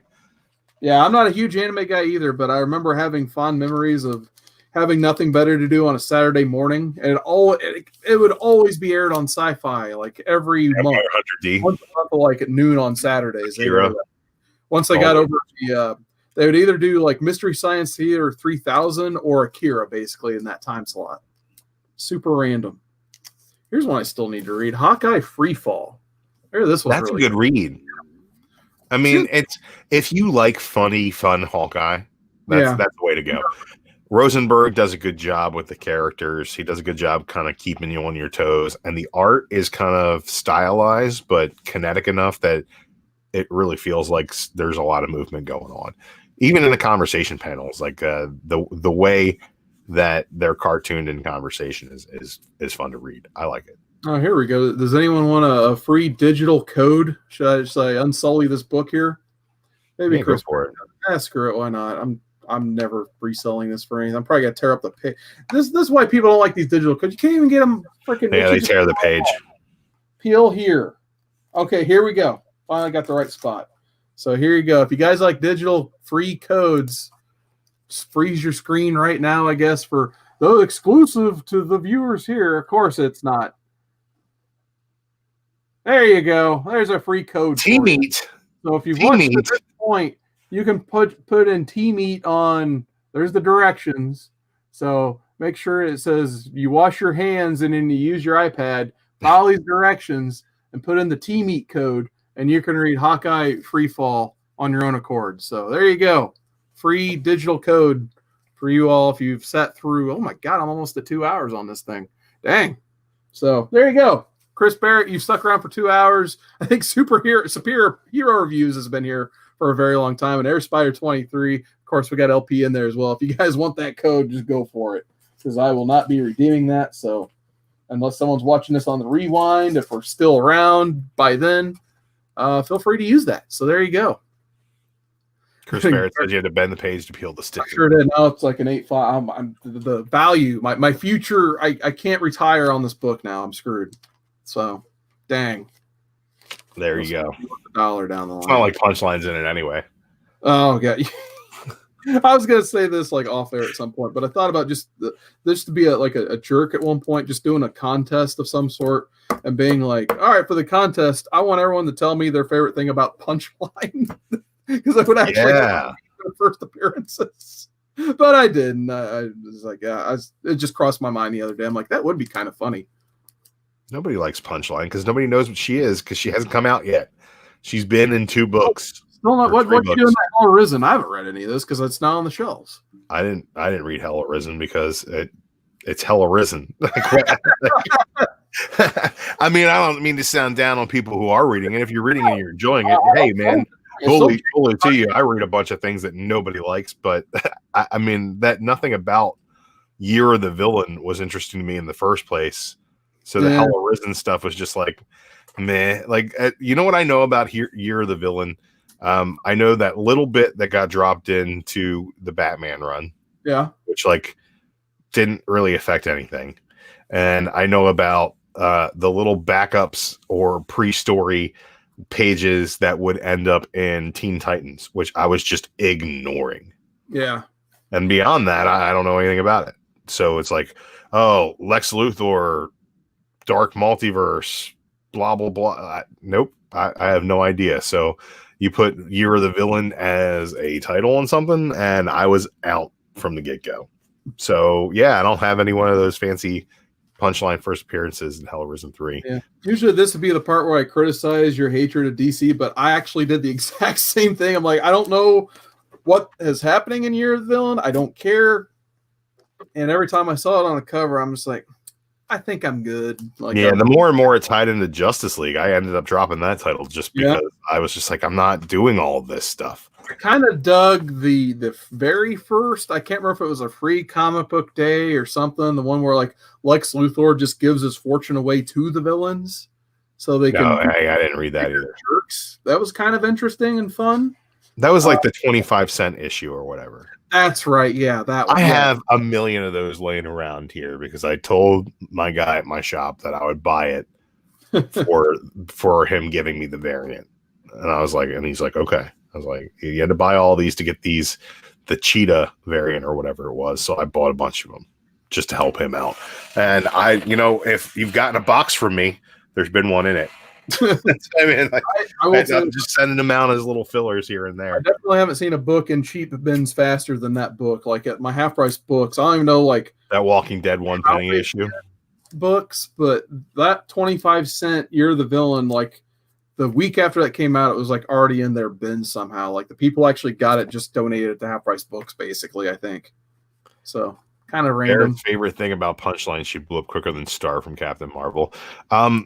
Yeah, I like Star though. I like that run. The Captain Marvel stuff that is going on right now is really fun. A lot of really great battles. Minimalist on the story. You're getting, they're pitting Carol against each of the Avengers, and it's building up to something. And if you were a fan of like Death of Inhumans, Vox is in there, and there's some cool Kree enemies. So, nice. Yeah, I think it's fun. I think the art has been really good. And it's just been like superhero beat 'em up stuff. Dang, I'm down to 2 books. This has been a productive afternoon. What are those last 2 books? We've got Hellmouth issue 4, which actually I was just kind of flipping through it while you're talking. I'd say the strongest of the Buffy artists now is this Jeremy Lambert, who there's his Buffy rendition right there. Yeah, if you're going to walk through the gates of hell, just wear a Daisy Duke black shorts and a tank top. So, is she wearing fishnets? Yes. Don't know why, but she is. Still good looking art. And then I've been talking about this all day, Young Justice. I'm ready for my boys to get back home so they can interact with Superman, Batman, and everybody else. Tired of them multiverse hopping and getting lost and not getting back together and like, come on, man, as JB would say. Come on, man. Get my boy Connor. He needs to meet John Kent, get his name back, give away his name, what have you. I'm not a big fan of Drake. Like, that's really your world. I have not been reading that. Who's Drake? Tim Drake. That's his alias. Oh, he's just calling himself Drake? Drake, yes. He's Drake. So, if like the world's probably the actual instead world. Of Red Robin. Correct. So probably Red Robin was terrible too. Yeah. So in my opinion, like Tim Drake, he's like on a par with Batman as being the world's greatest detective. Like he's the character who basically like he found out Batman was Bruce Wayne through his detective work and skills. Like, did you read that Super Sons of Tomorrow? I still need to read all the Super Sons, basically. Oh, man. Did you read any of the Rebirth stuff where Tim Drake was back? That one. Yeah, that was the detective comic stuff. That was also... That was really good. That was also Super Sons of Tomorrow, that Tim Drake. Okay, cool. But yeah, he comes back to kill John. Shit brown costume. That's terrible. It is terrible. And this is John Timms. I think Pat Gleason... I don't know if Pat Gleason put this one together. It might have just been John Timms. Like, I love the art in this book. Yes, the costume art, but the costume is awful. If they have a good color scheme, then it would probably be Yeah, fine. like shit brown. Yeah, I mean, there's the most of the cast there, but yeah, look at poor Tim Drake. That's what he got stuck with. So, my boy, one of the as Don Corleone said in Godfather, he's like, "What have they done to my boy?" When he's looking at Sonny's corpse. So, yeah, hopefully, it'd be nice if James Tynion on one of his Batman runs can get his hands on Tim Drake again. I think in terms of writers out there for DC, he is a huge, huge, huge fan of Tim Drake. And it showed when he did that Detective Comics run where like kind of Tim and Batwoman were almost the main characters of that run, seeing like them two like clash heads and not agree on everything. It was actually a pretty solid run, I thought. So hopefully they kind of get back to that again. I don't know where Bendis is going with this Wonder Comics line. I don't really care about the Wonder Twins or Naomi. I just want to see my Teen Titans from the 2000s, the Young Justice team, get home. I want to see them integrate into the DC continuity again. And maybe bring Ginny Hex, Amethyst along for the ride too, because why not? They're kind of fun as well. And with this book, this is my last book I'm bagging and boarding today. I got a whole stack of bagged and boarded books finally, instead of comics laying around getting bent. So it's kind of nice. That's awesome. Now you got plenty of time to read I Hate Fairyland. Yeah, I know. I'll probably have to take a nap too. And I only have a few boards left. So looks like we're going to start wrapping up here. So tonight, you can catch Drew and I along with JB, Discovery Bay, who was here earlier, Comic Man Andy, 10 p.m. Eastern on Modern Men. We're going to read I Hate Fairyland tonight. We'll see if I hate Fairyland, or if I like I Hate Fairyland. There's kind of a pun there, I guess. I feel like if you don't like it, you're kind of dead inside, because it's really. I bet I'll probably like it. Like I said, I've never been a big Scotty Young guy, so we'll see. I'm definitely going to give it the chance, the time of day. I want to make sure, I'm hosting the freaking show, so I got to make sure I read the book. So, and the fans voted for it too. We had over 50 freaking votes in this. Yeah, that was awesome. That was a good response for I did not expect that. I certainly didn't expect the results to be the way that they were.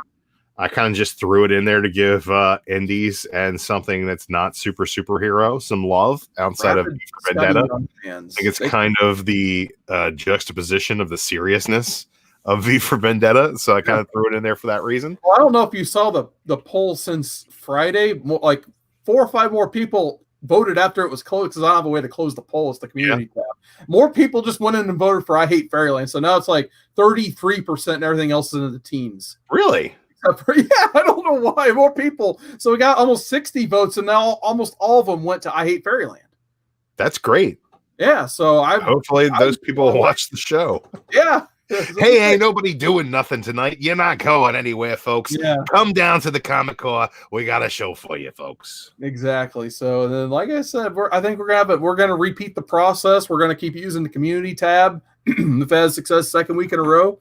I think we may just need to restructure the day we close the pet, so we have time to read it more.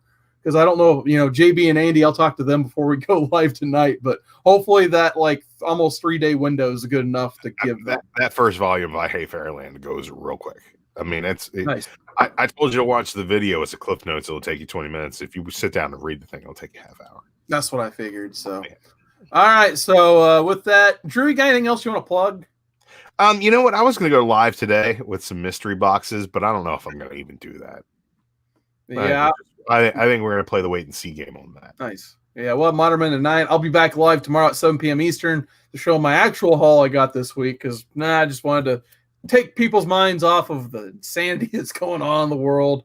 I think Chad told me there's supposed to be like a press conference happening now, which I'll probably be what I look at when I get off, and hopefully took your mind off things for a couple hours watching this. So that was my goal. And hey, we were productive. We got some books bagged and boarded. I know JB was doing the same thing. John's Comics with Kids is doing the same thing. So nothing else. Hopefully y'all had a good time. We still got Comics as Explained.